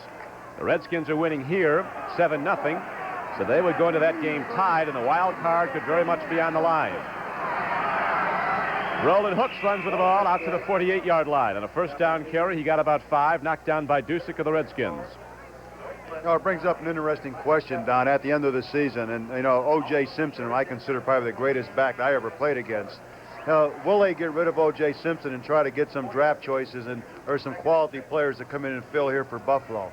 Because there are some players out there who are quality players. DeLon Malure, Ferguson, Braxton. Hooks looks good. Chandler's quality.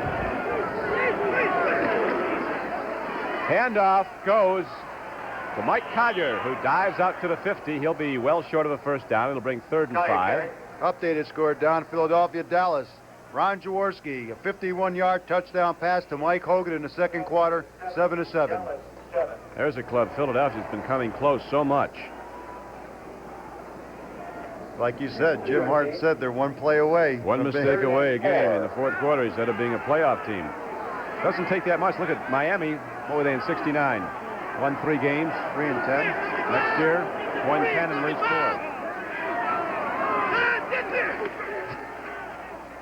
4. In the flat, Chandler catches the ball.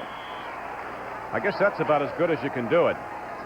Went right to where he had to go for the first down, and turned in front of Gerard Williams and caught the ball. Well, he's about as good a receiver as you're going to find. Watch this, a little great coverage by Brad Dusick here, but Chandler just runs a perfect pattern, and Ferguson puts the ball right on the Bucks, and it's a first down for the Bills. Hey. This week, the talk in New York was all of dissension on the Giants, and guys wanted to be traded, and Larry Zonka going somewhere else, and Mendenhall not to play. All of a sudden, they go out and they're waxing the Cardinals right now. Late in the third quarter, it's 20-7. Danilo hit it with a field goal. First back through is Braxton, and he has a big target heading up the middle, and Dave Butts got him. Very short gain on the play. St. Louis Cardinals 7. That's the Buffalo Bill mascot. It's about out of gas. At least they're warm. Like to have that fur coat. It's interesting when they read the Giants St. Louis scores, you look across at the Washington Redskins, no hands go up, but everybody starts to move around a little bit. Then you go back to watching the games along the sideline. They're very well aware of what's going on. 2nd and 10 now. Ferguson taking a run. He's got some room to go, and Ferguson is inside the 30 and goes out of bounds to the 25. Called his own number on a naked reverse, and Joe Ferguson gets a lot of yards. Well, there's a reason for all that, Don, and it's called flow action. It means the two running backs go one side, which takes all the defensive backs to go to their side. And then Ferguson comes out there, and there's no cornerback as he's rotated and gone the other way. So that was a good call. Evidently, someone must have found it up here in the press box who's scouting for the Bills and put the play in. There you are. Hi, Don. Nice to see you, boy. That's crazy.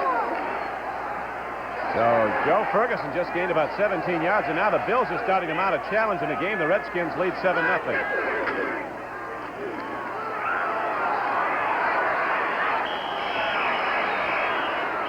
Mike Curtis came up to make the hit. Football goes flying out. And here comes Collier back in. He's a big, strong back out of Morgan State. You know, you look at Collier and you say, well, how could Pittsburgh get rid of him? But when you look at the backs that they have.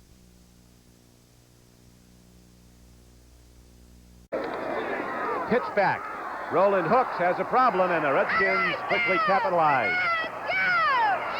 Hey, that Washington defense is out hitting people. Well, the problem that he had was number 79, Ron McDowell. He came over there and kind of wrapped him up, but of course the field also was an assist for the Redskins because Hooks tripped and stumbled a little bit on that slippery surface.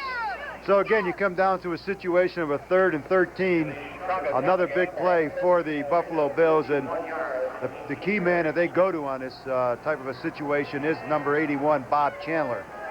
And the Redskins know that, so let's see what happens here. Redskin defense will be dropping back in zone coverage now on a 3rd and 13.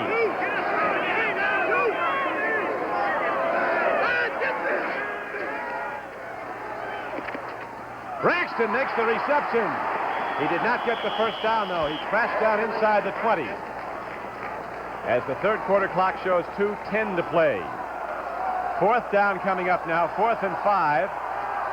And the field goal unit with Carson Long is coming out. They had double coverage on Chandler. That was a nice, nifty one-handed grab by Braxton there. He doesn't get the first down, but he picks up a lot of yardage to make the field goal possibility true.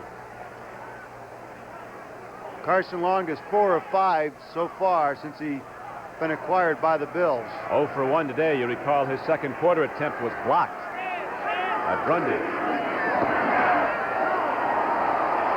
No good. Low snap. Chandler did well to get the ball set up, but Carson Long hits it off to the right, and so the Buffalo drive again comes short. Coming up following this NFL broadcast will be the Mixed Team Golf Championships from Largo, Florida, where top men professionals are paired up with top women professionals. You'll see all the big names in men's and women's golf competing, or most of the big names. People like Arnold Palmer and Sandra Palmer, no relationship, are teamed up as one of the clubs. That's down in Largo, Florida. It'll be coming up following the game, the Mixed Team Golf Championships. Like 75 degrees down in Largo, Florida. Heisman throws. Look at the catch by Larry Jones for a first down.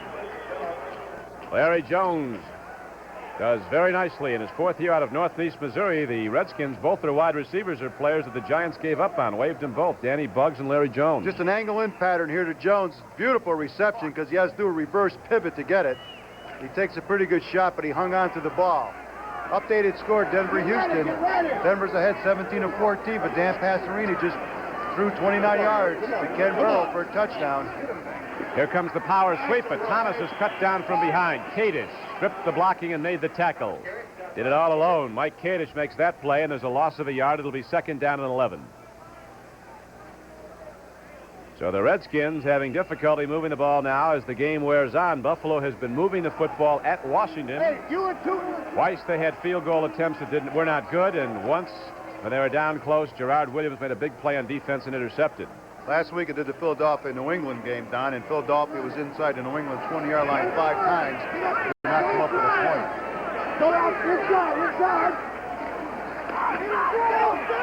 Thomas working hard is finally hit and knocked down by Tony Green out at about the 37. Well, those hits hurt especially today, as cold as it is. You know, Calvin Hill has not been starting as a fullback for the Washington Redskins. They've been playing Harmon most of the time. And you wonder, Calvin is such a big stud, you know, 6'3", 225 pounds. You wonder why the two don't play in the same backfield most of the time. Well, right now we have the gun sounding, and that is the end of the 3rd quarter with the score. The Washington Redskins 7, the Buffalo Bills nothing. We now pause for a word from your local station.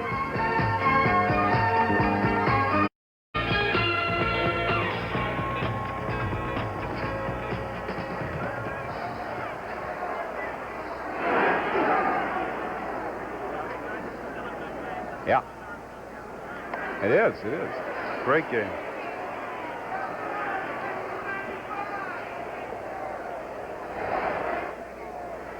We missed that sports quiz. I don't know what it was. What's that?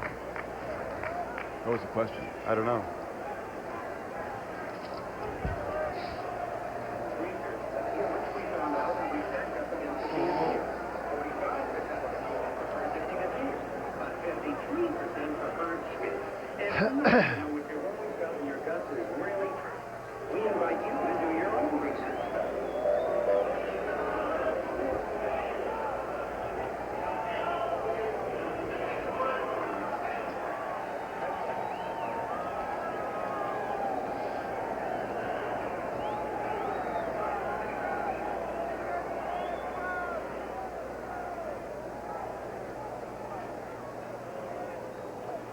Buffalo Bill cheerleaders very precarious now.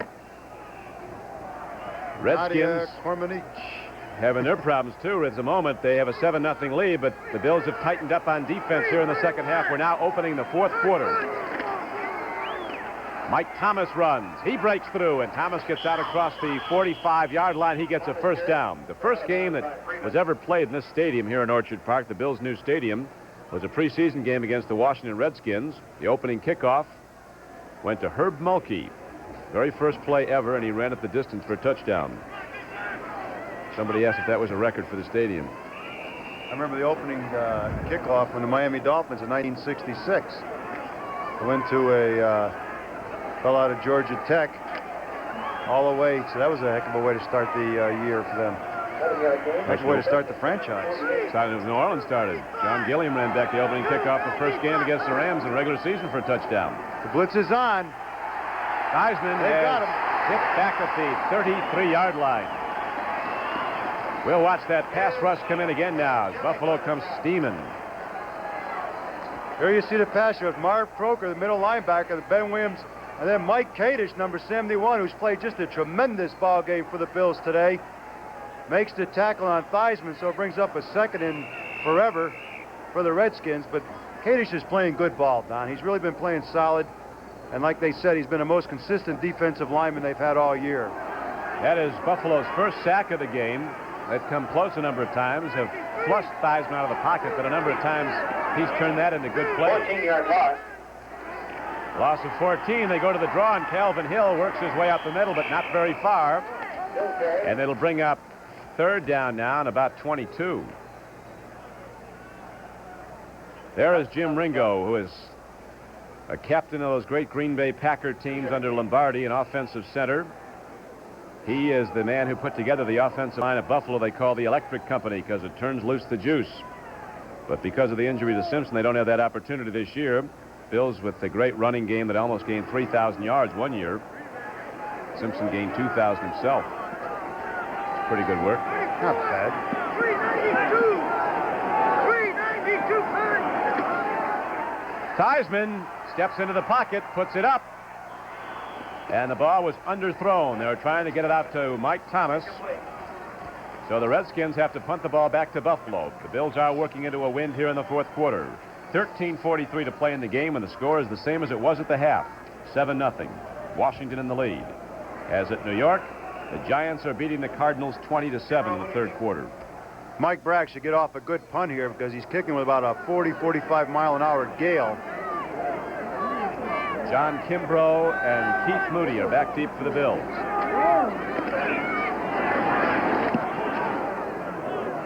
Ball's hit well down the field, taken by Keith Moody, and here come the Redskins.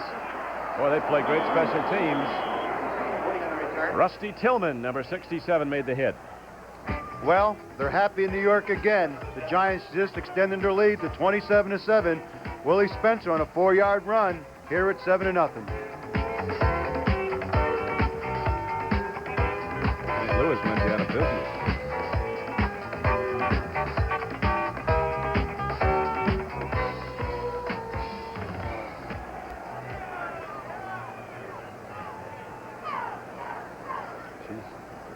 Huh? Puts them right back in it. Skins.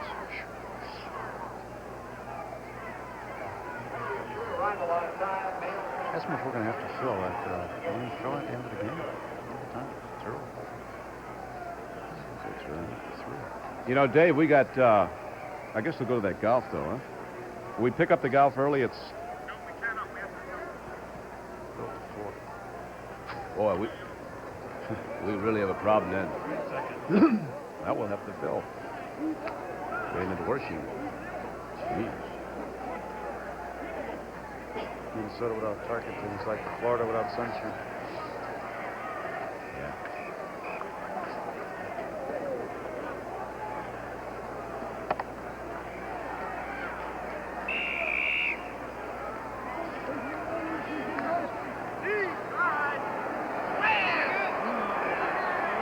With Nick Bonacani, this is Don Crickey back at Orchard Park, New York. The Bills have the ball. They trail in the game 7-0. 13 and a half minutes to go in the ball game. Wide open is Roland Hooks. He looks a little like O.J. Change of pace move, and Roland Hooks comes up with a big gainer. Combining with Ferguson, Harold McClinton finally knocked him out of bounds. Here we go again, a little play-action pass. The linebacker Curtis gets caught up, and what happens is they get it out to Hooks. It was Curtis's responsibility. He didn't take it, and Hooks makes a big first down for the Bills. It's a tough play on the linebacker. San Francisco, Minnesota, it's 10-0. Here we have a 0-0 game, Tampa Bay and Chicago. The San Francisco's 10-0 over Minnesota. Ray Wersching, field goal, 31 yards. New York Giants 27-7 over St. Louis in the fourth quarter. Roland Hooks, who was on the receiving end of that pass for the big gainer, was a 10th round draft choice out of North Carolina State. Got his chance to play when O.J. Simpson got hurt. Now the Buffalo Bills again have moved the ball across to the Washington side. But they still have not scored. Ferguson throws hard and the ball. Lou Picone lost it. Picone had 9 stitches put in one of his hands, his right hand, on Friday night. He knocked down a door and it was a brittle because of the cold and it broke. But he did not start. John Kimbrough was in, but now Lou Picone is in there. An updated score, Atlanta over New England, 10-9. Freddie Steinfort, 26-yard field goal. Well, that's a big game for both teams. Isn't it?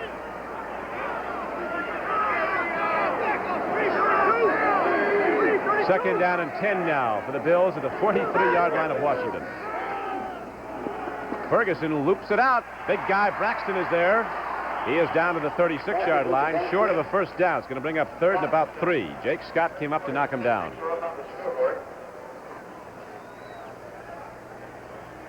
Freddie Steinfort, high draft choice of Oakland, cut by that team, hit the field goal that has now put Atlanta ahead 10-9 after the Falcons trailed 9-0 in that game.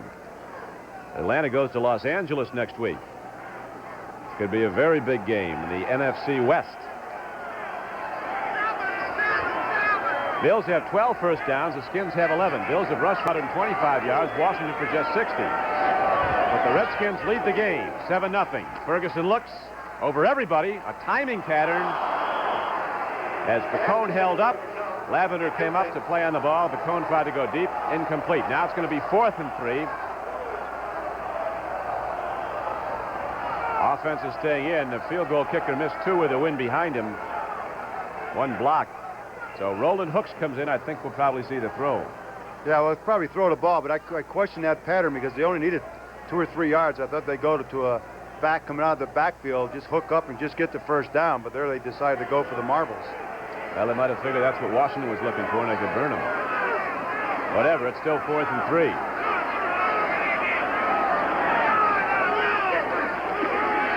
There it is here, Hooks. First down. Reuben Gant got open over the middle. Hooks was swinging out, too. He had a couple guys to go to. He had either one of them to take. Hooks comes out here and hooks up. He's all alone. Again, hooks up over the middle in front of Harold McClinton, the middle linebacker. A big first down for the Bills. The fans have something to cheer about here in Buffalo. Nick, you played 15 years in pro football. I guess you probably as memorable as any game had to be the one against Washington out in Los Angeles. Well, I think that's the highlight of anybody's career if you can win a Super Bowl, and that's what we did against a real fine Washington ball club. That's the game that Gary Tremian opened and closed as a passer. Too much on it. Incomplete, and as Ferguson released the ball, Bill Brundage hit him hard. It'll be 2nd down and 10 for the Bills. They have the ball at the 27-yard line of Washington. Don, you wouldn't believe it, but the next year we went down to training camp, and while everybody, the offense and defenses were practicing, Gary Tremian used to be over on the sideline throwing the football. Shula made him try to learn how to pass after he threw that interception. In case it ever happened again? I guess so. I don't know. What did the guys say when he came over to the bench? They didn't say much. I think he got the message. You lost your shutout, huh?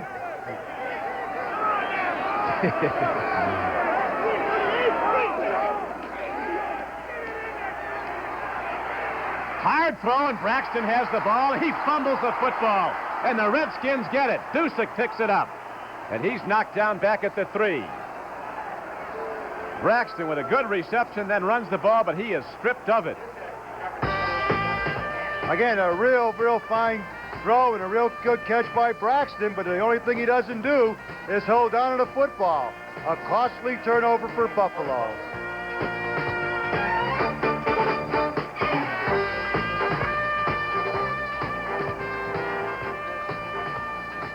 You could have overtime here, I think. Buffalo's in the score. Kadish. Mike Kadish is playing super. Kadish, 71. And a middle linebacker, 52, Croker's blitzing on almost every play.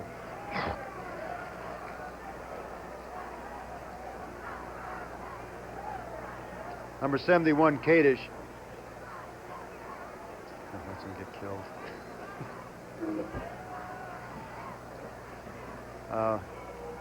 Marv?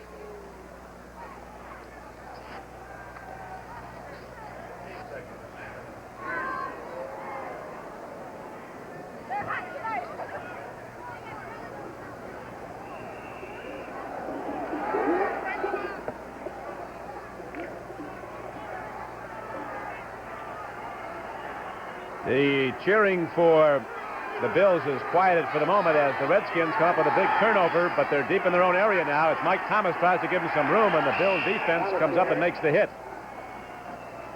Mike Thomas was knocked down by the free agent linebacker Shane Nelson, so it's going to be 2nd and about 9 for the Redskins from their 4-yard line. An interesting call here, Don, would be a play action pass and go for the marbles because Theismann does have the wind to his back. And it looks like Buffalo is looking for the run. The Bills won back-to-back American Football League championships back in the mid-60s. Jack Kemp, now a congressman from Western New York, was the quarterback of those teams. Cookie Gilchrist, the fullback. Now it is Theismann pitching deep. And the pass is incomplete, intended for Larry Jones. Kadish is putting some heat on the quarterback. Number 71, Mike Kadish. Let's watch him here. He makes a good move on Fugit and gets to Theismann just as he releases the ball, but Theismann probably felt the pressure. Updated score, Pittsburgh now leads Seattle 16-13. Roy Jarrell, a 43-yard field goal. They're in the 4th quarter. They were teammates at Notre Dame, Theismann and Mike Kadish. But when your paycheck is signed by different people, That's right. It doesn't make much difference. Forget that very quickly. Mike Thomas and Calvin Hill are now in the offensive backfield. Theismann is 8 for 23, has 107 yards, 1 touchdown, 1 interception. The only touchdown. It's a 7-0 game, Washington. Fourth quarter. Danny Buggs apparently had both feet in. He didn't think he did, I don't think, when he got out of bounds, but he did. So Danny Buggs, Lightning Buggs, they call him at West Virginia. Said he ran a 4.35 40. I don't think anybody's ever done that, but... Well, I'll tell you, that was a gutty call by Theismann. Third down, and you're on your 5-yard line. The easiest thing to do would be to run it and then kick it out. But he sprinted out a little bit, found Buggs on the sideline, hit him for the big first down. So now we have 10:47 left to go in the game. Clarence Harmon and Mike Thomas to set back. The Skins get a big first down. Controlling the clock as they try to swing it out. Mike Thomas is leveled. Coming across on the play was Bill Dunston along with Mike Kadish. Ben Williams was also on the stop. Boy, you certainly can't fault the Buffalo defense today. I mean, all you heard here is criticism of how bad they've been playing all year. But the 2 games that we've seen them in, against Atlanta and here against Washington, 2 NFC teams, they played good defensive football. Shutting out Atlanta 3-0 when we were here. Mike Thomas, 24 rushes, 76 yards. Good afternoon so far for Thomas. Second down and 7 coming up now for Theismann, the Redskin offense at third 22. Swinging out, making a fine play was Gene Fugit. Fugit caught the whole secondary in a revolve going back the other way and just came out against the grain and was wide open. That's what you call picking the wrong guy. Here's Dallas 14-7 over Philadelphia. Roger Staubach, 16-yard pass to Drew Pearson. They're in the second quarter.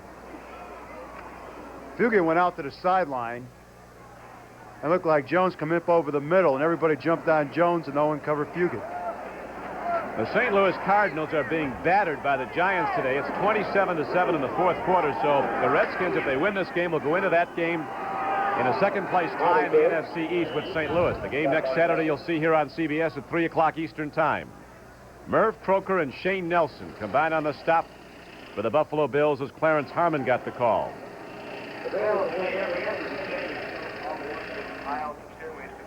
One thing they won't have to do, Don, and when the game is over, announce to the fans not to go on the field.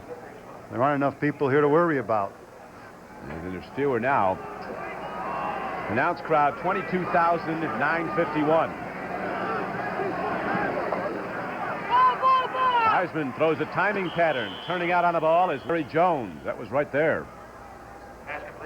Tough to cover that one. That's Jones' 3rd reception since he's come in a game for Frank Grant. Hey, there's an old familiar face, number 42, Charlie Taylor. I hope he stays in. Love to see that man. One of the greatest receivers who's ever played the game. And probably one of the finest blockers as a receiver who's ever played the game. So they're bringing him in for his blocking expertise along with number 87, Jerry Smith. So you have in all the old veterans, Don, on a 3rd down in one situation. Guys can still play football. There's Jerry Smith, 87, and there is Charlie Taylor off to his flank. Mike Thomas didn't get there. The Bills stopped it.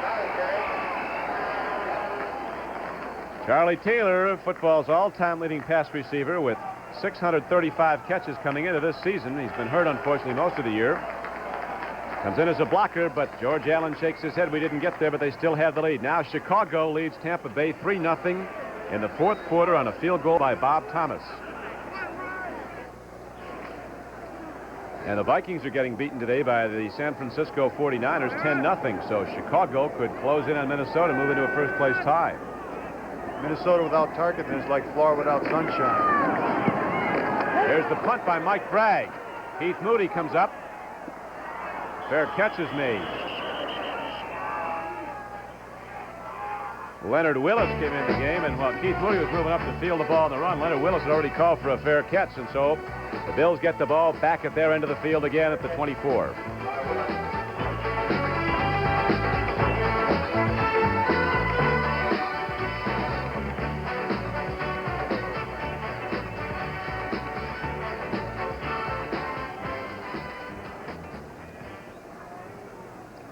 What was that little grunt?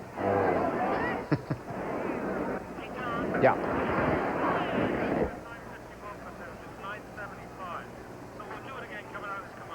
All right. Here's a look at the crowd of 22,975. 30 seconds. There's only one Chinese and 2 Jewish people on there. You know, it looks like we're trying to rub it in, though. I think if we give it again, I don't think anybody over the sake of 16 people. No one cares. Fourth quarter score, Chicago 3, headline 15, Tampa Bay nothing. There's people way up in the top of the stands, Marv, sitting by them. City 7.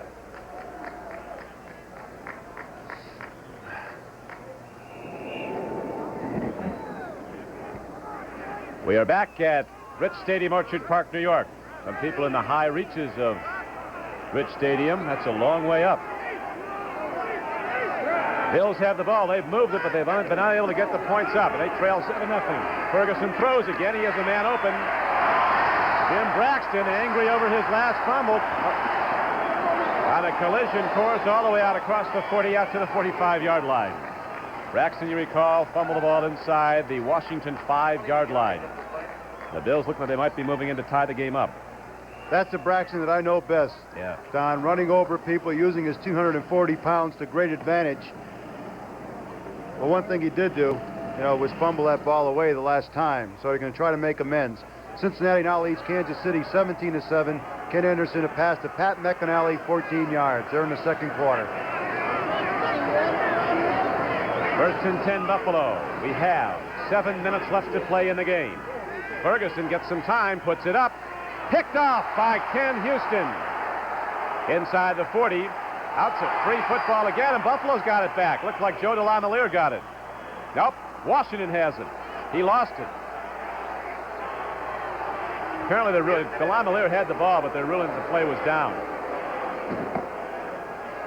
It's a play-action pass, meaning they faked to the backs, but Washington did not get fooled on this one.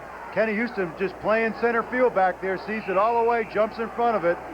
The intended receiver was number 82, Kimbrough, and he just takes it up the field, but he fumbles right here. The ball is stripped by Gillick. Looked like DeLamielleure had it, but didn't let it get away from him. Here comes Clarence Harmon, turning the corner on Gillick. Cornerback comes up and hits him, along with Shane Nelson. Ike Harrison and Shane Nelson made the hit. Well, the clock continues to run, Don, with 6:35 left in the fourth quarter. Mind you, again, you'll be seeing the mixed team golf championships from Largo, Florida following this game.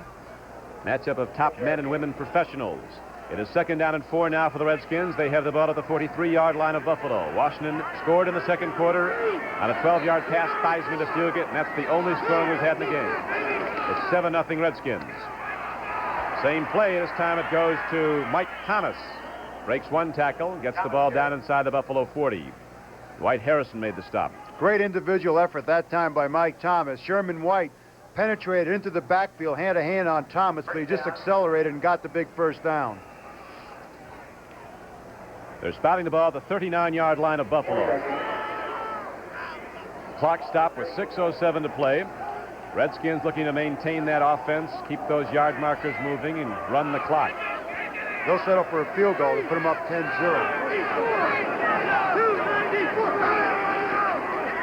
Heisman cocks and throws, and it's caught by Jones. He's just played great football for the Skins. Catch a ball where it's toughest to catch over the middle. That's his 4th reception since he's come into the ball game. I guess that's the invitation to George Allen to say, I want to play a little bit more. Here it is right here, just a look-in pattern to Jones and makes a fine reception. He takes a beating after he catches it, but holds on to the ball. They do have fine receivers in Jones and Fugit and Frank Grant. Pittsburgh 23, Seattle 13. Bradshaw 22-yard pass to Lynn Swan during the fourth quarter. Here's the handoff, turning the corner with the ball. Trying to is Clarence Harmon. Shane Nelson ran him down. The knockdown is made at the 30. There's a loss of about 2 yards on the play. It'll be 2nd and 12. But the clock continues to run. It shows 5:13 to play in the game. Both teams have 3 timeouts here in the fourth quarter. And that's going to be an important factor as you get later into the game. They put a nickel defense in, meaning they take out Mike Kadish and Shane Nelson and put in a defensive back. So they have 5 defensive backs in the game right now. Thomas running hard. On a second and long play, he gets the ball down to about the 28-yard line. That's going to bring up third down now for the Redskins, 3rd and 9. And the clock continues to run with Washington in the lead, 7-0. 4:35 left to play. I think the fans are booing, Don, simply because Mike Kadish is the one who gets the best pass rush on the team, yet Buffalo seems to pull him out in passing situations. Danny Buggs goes wide to the left. Larry Jones is wide to the right. Two guys who can really go deep. Eisman takes a look. Over the middle he throws, and the play is broken up. Tried to go to Fugit. Doug Jones came up on the ball. One more step by Jones, and he'd be going the other way. Mosley is coming out to attempt a field goal here. That put the lid on if Mosley can hit this field goal. He's got the wind behind him. Looks like about a 45-yard field goal, Don.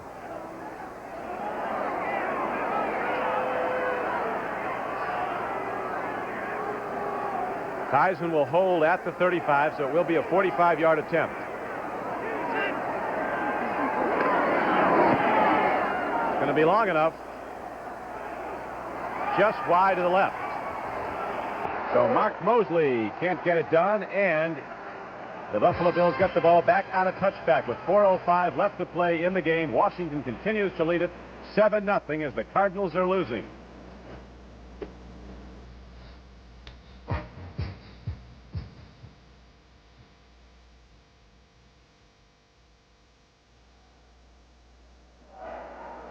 Yeah.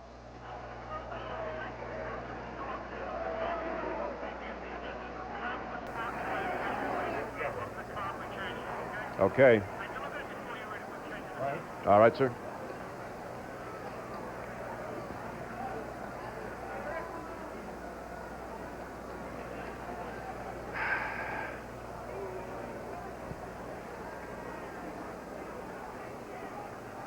We get a lot of calls from Washington complaining about us.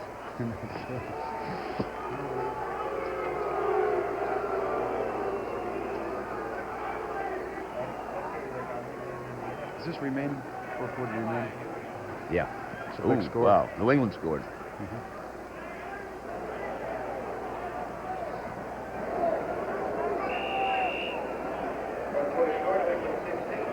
Don, New England just has taken a lead from Atlanta 16-10. Steve Grogan, a 32-yard pass to Stanley Morgan, the fleet rookie out of Tennessee. That's 4:40 remaining in the 4th quarter. And here at Orchard Park, it is the Bills trailing the Redskins 7-0. In the flat, the ball goes out to big Mike Collier, who's knocked out of bounds as he crosses the 35-yard line. 3:59 left to play. Mike Curtis made the hit. I like this guy Collier, Don. He's been running the ball real hard, and here he makes a nice reception from Ferguson. Just a little out pattern, but he puts the moves on up front. He just runs with a lot of power to get out of bounds.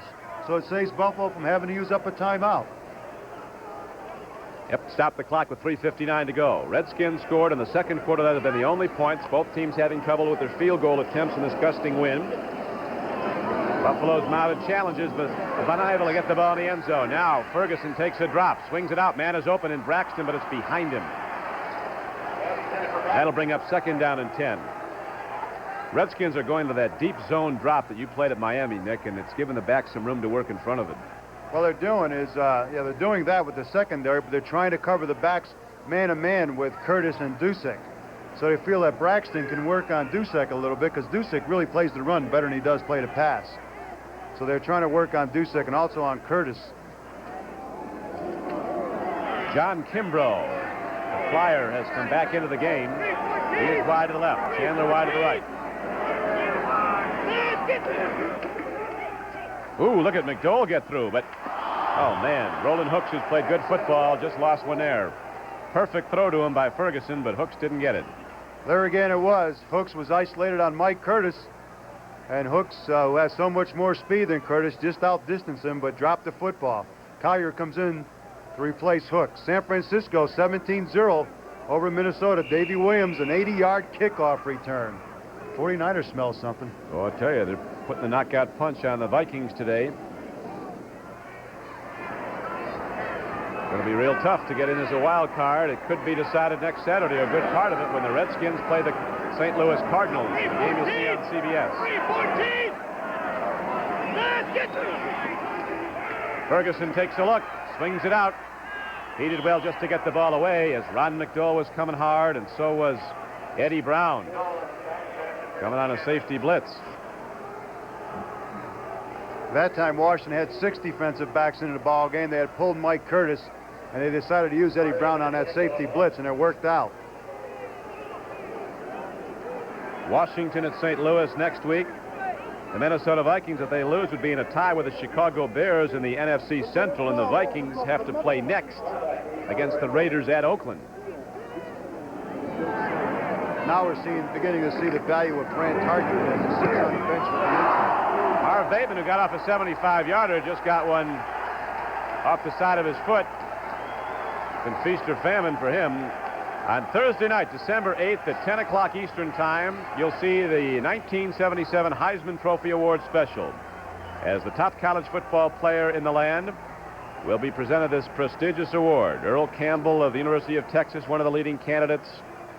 Great little back, Terry Miller from Oklahoma State, McAfee from Notre Dame, all candidates for this award. It'll be an hour of entertainment. You'll see people like Elliott Gould, O.J. Simpson, Howie Stevens, Leslie Uggams, Phyllis George, Reggie Jackson.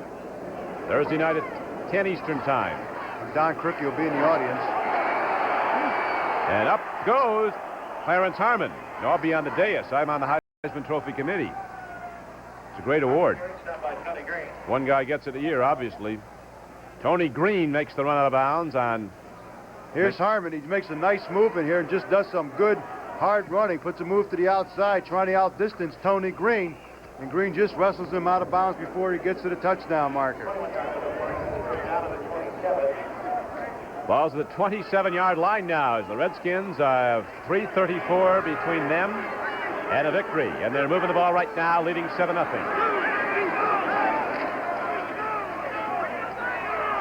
Look at Mike Thomas. He just keeps getting hit and moves off it and slides and glides down inside the 20-yard line to the 18. Offensive line doing a good job. Terry Hermeling, Lenny Haas, Ron Saul up in the middle. Mike Thomas making some good moves. Picks up 8 important yards, and the clock continues to run with 3:11 left in the ball game. Somehow, some way, the Washington Redskins always seem to get it done. Whether it's a special teams play, or whether it's a pass by Theismann, or a run by Harmon, or a run by Thomas, they know they smell the playoffs as a wild card, and they're going to stick in there in St. Louis next week. Clarence Harmon working hard, running the ball and also running the clock. It's down to 2:43 and running in the fourth quarter. Washington 7, Buffalo nothing. The Redskins will be tied with the St. Louis Cardinals in the NFC East at the end of today's play if they hold on here, which they appear to be doing, as the Redskins are winning. The Cardinals are getting blasted by the Giants 27-7 at this point in the fourth quarter. And Atlanta's losing, so that hurts their chances for a wild card. San Francisco's winning, so today's L.A. against Oakland's an important game as far as that's concerned. Isn't it? Boy, everything's up in the air, Don, right now. All these wild card deals, it's incredible. It's added a great dimension. It keeps a lot of teams alive right down to the final 14th week. Then next year they go to 2 more wild card teams, so it makes it even more interesting. 2 more weeks to play it out. They go to 16-week schedule. And that simple formula that the NFL has come up with. I read it 4 times. I still have problems with it. If the Buffalo Bills finish where they are now in that spot in their division, the AFC East, they could end up next season having to play the Dolphins twice, the New England Patriots twice. Of course, they have to anyway in their division, the Baltimore Colts, but in addition, play the whole AFC Central Division. Next Team Golf is coming up next here on CBS, following the Redskins and the Buffalo Bills. It is 2:08 showing on the fourth quarter clock, and the Redskins lead the game 7-0. It's tough to win in this league. How's Coach Shula holding up? He's turned that around again after his first losing season ever with 17 knee injuries. Well, he's just real happy that the young guys are playing as good as they are. Update. Pittsburgh finally has done it. 30-13, 8:16 remaining in the fourth quarter. Terry Bradshaw, a 3-yard run. They were favored by 21 points going into the ball game. They had a real struggle. You see the Redskins have their full complement of timeouts. Buffalo has 2. Washington's not looking for timeouts now. They're looking for the ultimate timeout, the final gun. Clarence Harmon runs it down the middle, gets down to the 16-yard line. There's apparently a penalty marker down, Nick. Some of the fans are booing because they thought Harmon fumbled the football and Buffalo had recovered. But not so. And there's also a penalty flag down. And it's going against the Bills for unsportsmanlike conduct, which normally happens when you're behind 7-0 and the other team is knocking at your door. Defense, number 24. First down. Doug Jones, the strong safety. The accused. Let's take a look at it here. Harmon going for the first down. There it is, piling on by Doug Jones.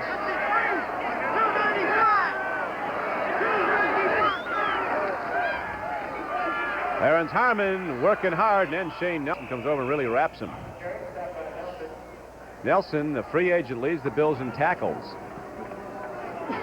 Number 59, as Clarence Harmon keeps the clock running, and now it's going to be officially stopped as the 2-minute warning is given. 1:58 left to go. When we come back, the Redskins will be closing in on perhaps a second score.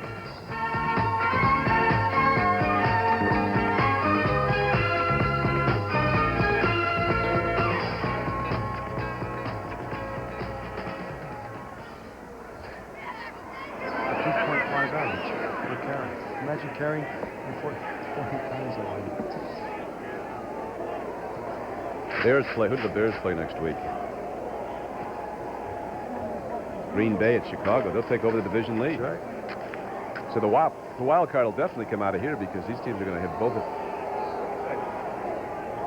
So,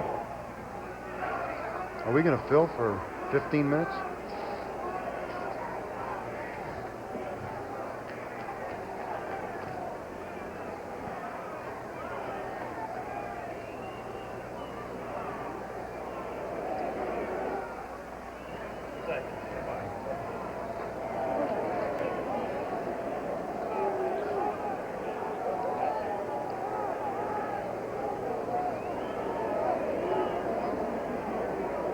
back at Rich Stadium, the Washington Redskins with a 7-0 lead and are now challenging for yet another score. They have second down coming up at the 7-yard line of Buffalo. Second and goal from there.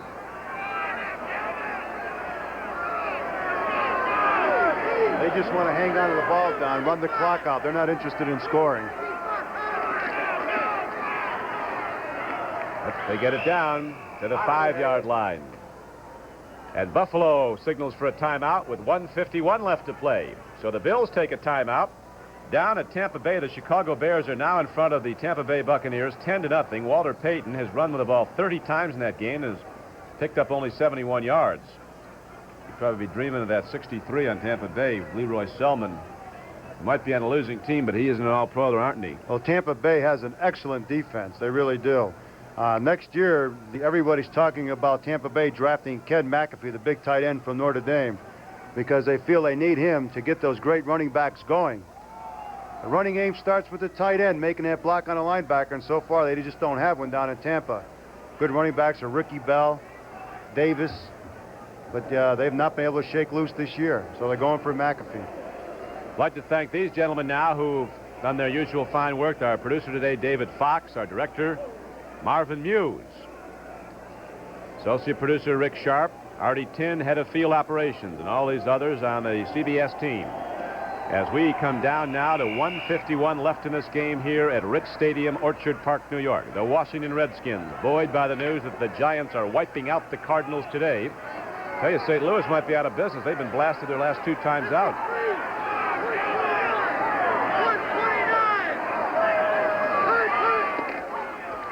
Hand off to Harmon, and he's working hard but didn't get there. And the Bills quickly signal for and are allotted another timeout. Tony Green, their defensive captain, jumps in, gets the timeout signal. The CBS Sports Spectacular on Saturday, December 17th has some great events for you. You'll see the World Welterweight Boxing Championship between Carlos Palomino and Jose Palacio. And that'll be followed by the 1977 National Hot Rod Association World Championships on the Ontario Speedway in California. Shirley Muldowney and Don Garlitz, the kingpins of that sport, competing. Then the U.S. Professional Arm Wrestling Championships. And finally, the culminating event in the decathlon of the world's strongest men, the Tug of War. That's on the CBS Sports Spectacular Saturday, December 17th. I understand Timmy Ryan and Gary Bender are competing in that. The Tug of War? Not with those guys. Final at Flushing Meadows. Giants 27, Cardinals 7. Big win for the Giants. Big win for the Redskins. Mosley hits the ball up, and there's no doubt about that. He put his foot into it and turned right around. He knew it was good, and the Redskins put the game on ice, if in fact they'd not done that a long time ago. They lead it 10-0. College football bowl games coming up on CBS. On Sunday, December 25th, Penn State and Arizona State lock up in the Fiesta Bowl. Paterno against Cush. Two great coaches. And on the 31st, December 31st, it'll be Stanford versus LSU in the Sun Bowl from El Paso. The Cotton Bowl on Monday, January 2nd, top-ranked and unbeaten Texas. That perfect record of 11-0 against Notre Dame, which closed strong last night in regular season play, routing Miami of Florida. Number 1, Texas, going against Notre Dame in the Cotton Bowl, January 2nd here on CBS. You have a rooting interest in that game, Don? How about you? Notre Dame will be ready. Texas, a great football team. You know, they talk about Earl Campbell, how good he is, and he's tremendous. He's the best back in the country. But they have a terrific defense. They got this guy, Ham Lamb, or something like that. He runs about a 9.3. One of the fastest receivers, an Olympic sprinter. So they can put some pressure on that secondary of Notre Dame's also, even though Notre Dame has that great defensive back, Luther Bradley, back there.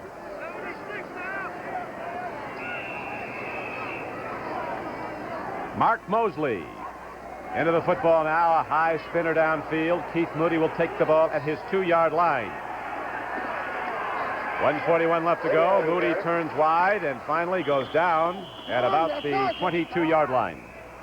And with 1:36, as you see, left to play. Hello, girls. Well, they're happy no matter what the score is. A little cold. Has that Buffalo spirit for you? You know, Buffalo is a good town, Don. You know, they just have such great people up here. They really make you feel, you know, very much at home when you come and visit Buffalo. All they want is just some semblance of a winner, and this place will be packed again. It is a good town. 1:36 left to go. Interesting, a survey of executives that travel to different cities and live there. Buffalo scores 64% preferred as the place to live, people from somewhere else. New York City's 50%. San Francisco, I think, is the leader. Washington's very high, very popular place to live. Bob Chandler was the intended receiver. 1:31 left to go. We remind you again that the next team golf championships from Largo, Florida are coming up again here at 4 o'clock Eastern here on CBS as the Redskins and the Bills come down the stretch now. 1:31 left to play. It'll be 2nd down and 10 coming up for Buffalo. The ball at the Bills' 22-yard line. Washington has a 10-0 lead. Scored in the second quarter on 12-yard pass play. Joe Theismann to Gene Fugit, and the field goal by Mosley. Braxton is open. Big fella from West Virginia. Boy, knocks those defensive backs over like 10 pins. And he gets out of bounds. Well, the National Football League moves into the 13th weekend of play next week as the Giants go against the Eagles at Philadelphia. Detroit plays the Colts at Baltimore. Green Bay and the Bears, that's going to be a big game at Soldier Field in Chicago. Tampa Bay plays at New Orleans, and the doubleheader games, a big one at Oakland. The Vikings, who are losing to San Francisco today, play the powerful Raiders, and Atlanta goes against the Rams at Los Angeles. Check for the games in your area next Sunday on CBS. Roland Hooks rips up the middle and gets all the way across midfield down to the 46-yard line. Don, what Buffalo needs is a quick score. They have to get on the scoreboard, then kick the onside kick and hope for a recovery.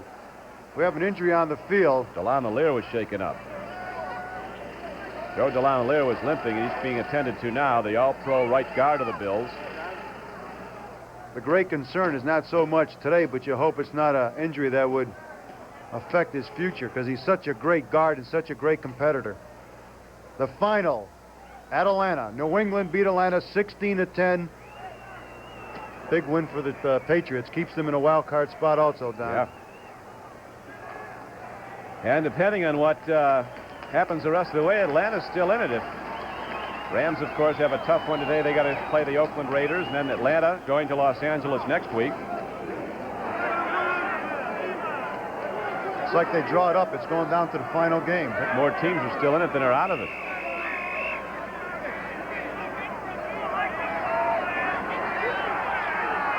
NFL rule, they have to let 10 seconds run off the clock if someone's injured. Ferguson drops, throws. Gerard Williams came up on the ball. The injury timeout, 10 seconds have to elapse before they can put the ball in the play, The right? official stands over the ball and lets 10 seconds elapse off the clock, and then the ball then goes into play. 58 seconds left in the game now. Joe Ferguson, you see his numbers for the day, 15 of 35 for 180 yards, was intercepted twice. Tough day to throw on. The big American flag high above the stadium has been straight out for the whole game. Winds gusting up over 25, 30 miles an hour. Temperature in the 20s. Very difficult to play effective throwing football in. Ferguson takes a look, puts it in the flat, and Reuben Gant catches the ball and goes out of bounds. He gets a first down and only used 5 seconds. Coach Allen would like to see this over with. He just got the news about the St. Louis Cardinals losing. Gives that third base coach's signal. The old story, anything can happen at any time. So if you get a shot for an onside kick, you never know how that ball's going to bounce. The Redskins would like to be comfortably in the locker room with this win.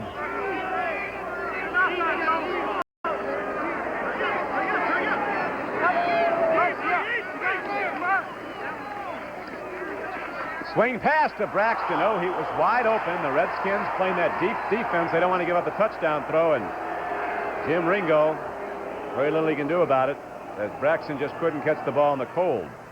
If Braxton held on to that ball down, he'd still be running. Yeah. Because there was double coverage on number 82, Kimbrough, and there was no one who even saw Braxton out in the flat.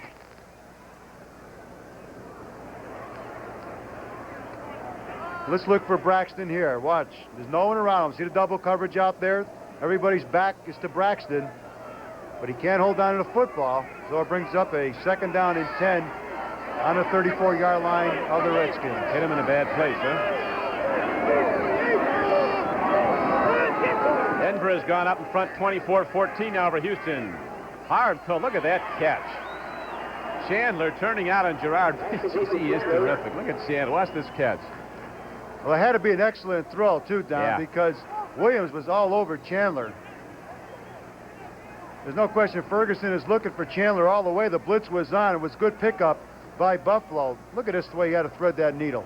Right on the money. Good coverage by Williams, but a better pass and reception by Chandler and Ferguson. At Houston, Denver now leads the Oilers 24-14. Norris Weiss on a 5-yard run. That's 4:58 remaining in the 4th quarter.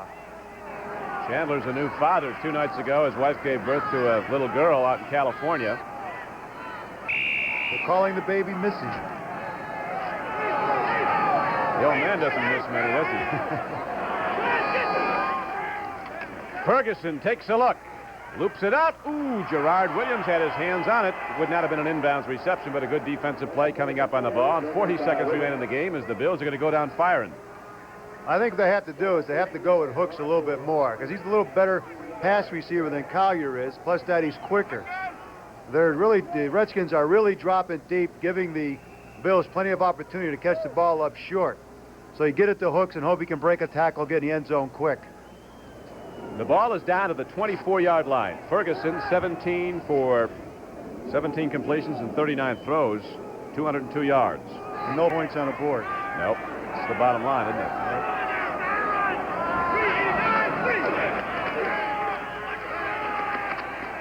Ferguson throws. Reuben Gant can't go in the air. It's just a little too high for the big fella. 3rd down. Again, incomplete. I was looking a field over, Don. I didn't see anybody open. That's just good coverage by the Redskins. Everybody was blanketed. Hooks came out and was picked up immediately by Lavender. I don't think Ferguson saw anybody open either because he threw it away. Well, Minnesota's really taking it on the chin today. San Francisco 24, Minnesota nothing. Delvin Williams a 5-yard run. 7:16 remaining in the third quarter. Delvin Williams is having a big day. Everybody is on San Francisco. They'll be 6-6. They really come on after losing their first 5. Plunkett feels more comfortable nowadays. Ferguson throws. Tipped by Reuben Gant. And that brings up 4th down and the Bills' final shot at it. 31 seconds left. Maybe Ferguson will look to a shorter pattern to get a guy going out of bounds for a first down. Well, he has to get at least 10 yards because this is their final opportunity. Gant had a step on Eddie Brown, but the ball was thrown just a little behind him. Well, Ringo sends in the final play of the game unless they get a first down. And this is the last home game for the Bills, Don, so the people here in Buffalo are going home possibly with a loss. Big Ron McDowell's been in there the distance at left end. Big fella stoked up on chicken wings, a local favorite around here. Look at that McDowell. Woo, is a free ball. McDowell was spinning and coming in hard, and coming up the middle was Lorch. It's been a good game, gets the good rush. Well, that's it as far as the Bills are concerned. Ferguson on his last effort to try and complete it. Let's see the hand go up. I'd like to thank our very fine spotter, George Crossan, here in Buffalo. With 27 seconds left to play, the Washington Redskins are about to make it official and move into a tie with the St. Louis Cardinals in that big matchup coming up next Sunday, or next Saturday. Next Saturday at 3 o'clock Eastern Time, you will see the Cardinals and the Redskins here on CBS.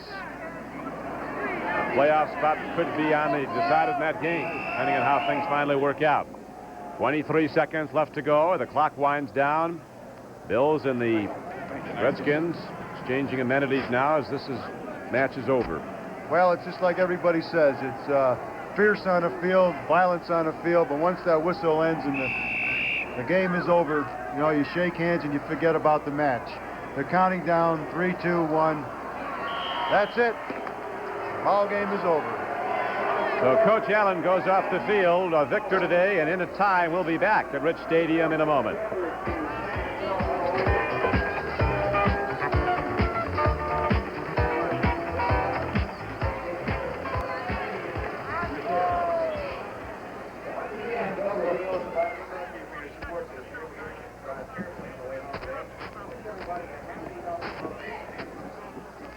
Right. Get the car started, Dave?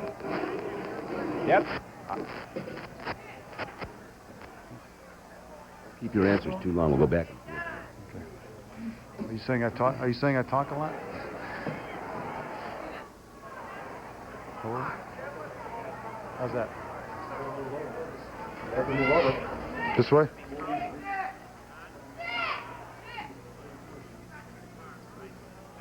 Yes. Yes. What? Right. Well, I better get into the car to the absolute outset of the countdown. Oh, jeez. Get it all. Back at Rich Stadium in Orchard Park, New York, the Washington Redskins have just defeated the Buffalo Bills 10-0 and moved into a tie with the St. Louis Cardinals for second place in the NFC East, as today the Cardinals were waxed by the New York Giants 27-7. So, Nick, it's going to be interesting down the stretch. Well, Theismann did it a little bit. He hit Fugit for the touchdown. Mike Thomas running real good today. Good to see Thomas run like that, Don, really. Fine back. And Harmon, near the end, kept the ball going. They were able to eat up the clock a little bit, keep the ball away from the Buffalo Bills. So they had to do it when they did. Now, the Redskins made that great run last year for the playoffs, and it looks like they're going to do it again. Well, you can never count this team out. Somehow George Allen always gets them up for the big ones. Like Jake Scott says, just give us a few more veterans. We'll be there again next year. The scheduling is tough. They have the Cardinals coming up next Saturday, and then they've got the Los Angeles Rams at RFK Stadium. So if the Washington Redskins do, in fact, make the playoffs, It won't be easy, but they're certainly making a run at it now, and today's developments have been very positive for them as they beat the Bills here 10-0. And Theismann stayed in the distance at quarterback. Apparently he'll be in there again next Saturday against St. Louis. That's right. Another man who looked real good today was number 21, Larry Jones. He came in when Frank Grant got hurt. He only caught 4 passes for around 80 yards, made a lot of big plays. Just a super player today. Don't forget Sports Spectacular on December 17th, the Carlos Palomino Welterweight Championship fight here on CBS, in addition to other great events. That's December 17th. After this word from your local station, we'll be taking you to Lago, Florida for the final round of the Mixed Team Golf Championship. The NFL Today is a presentation of CBS Sports.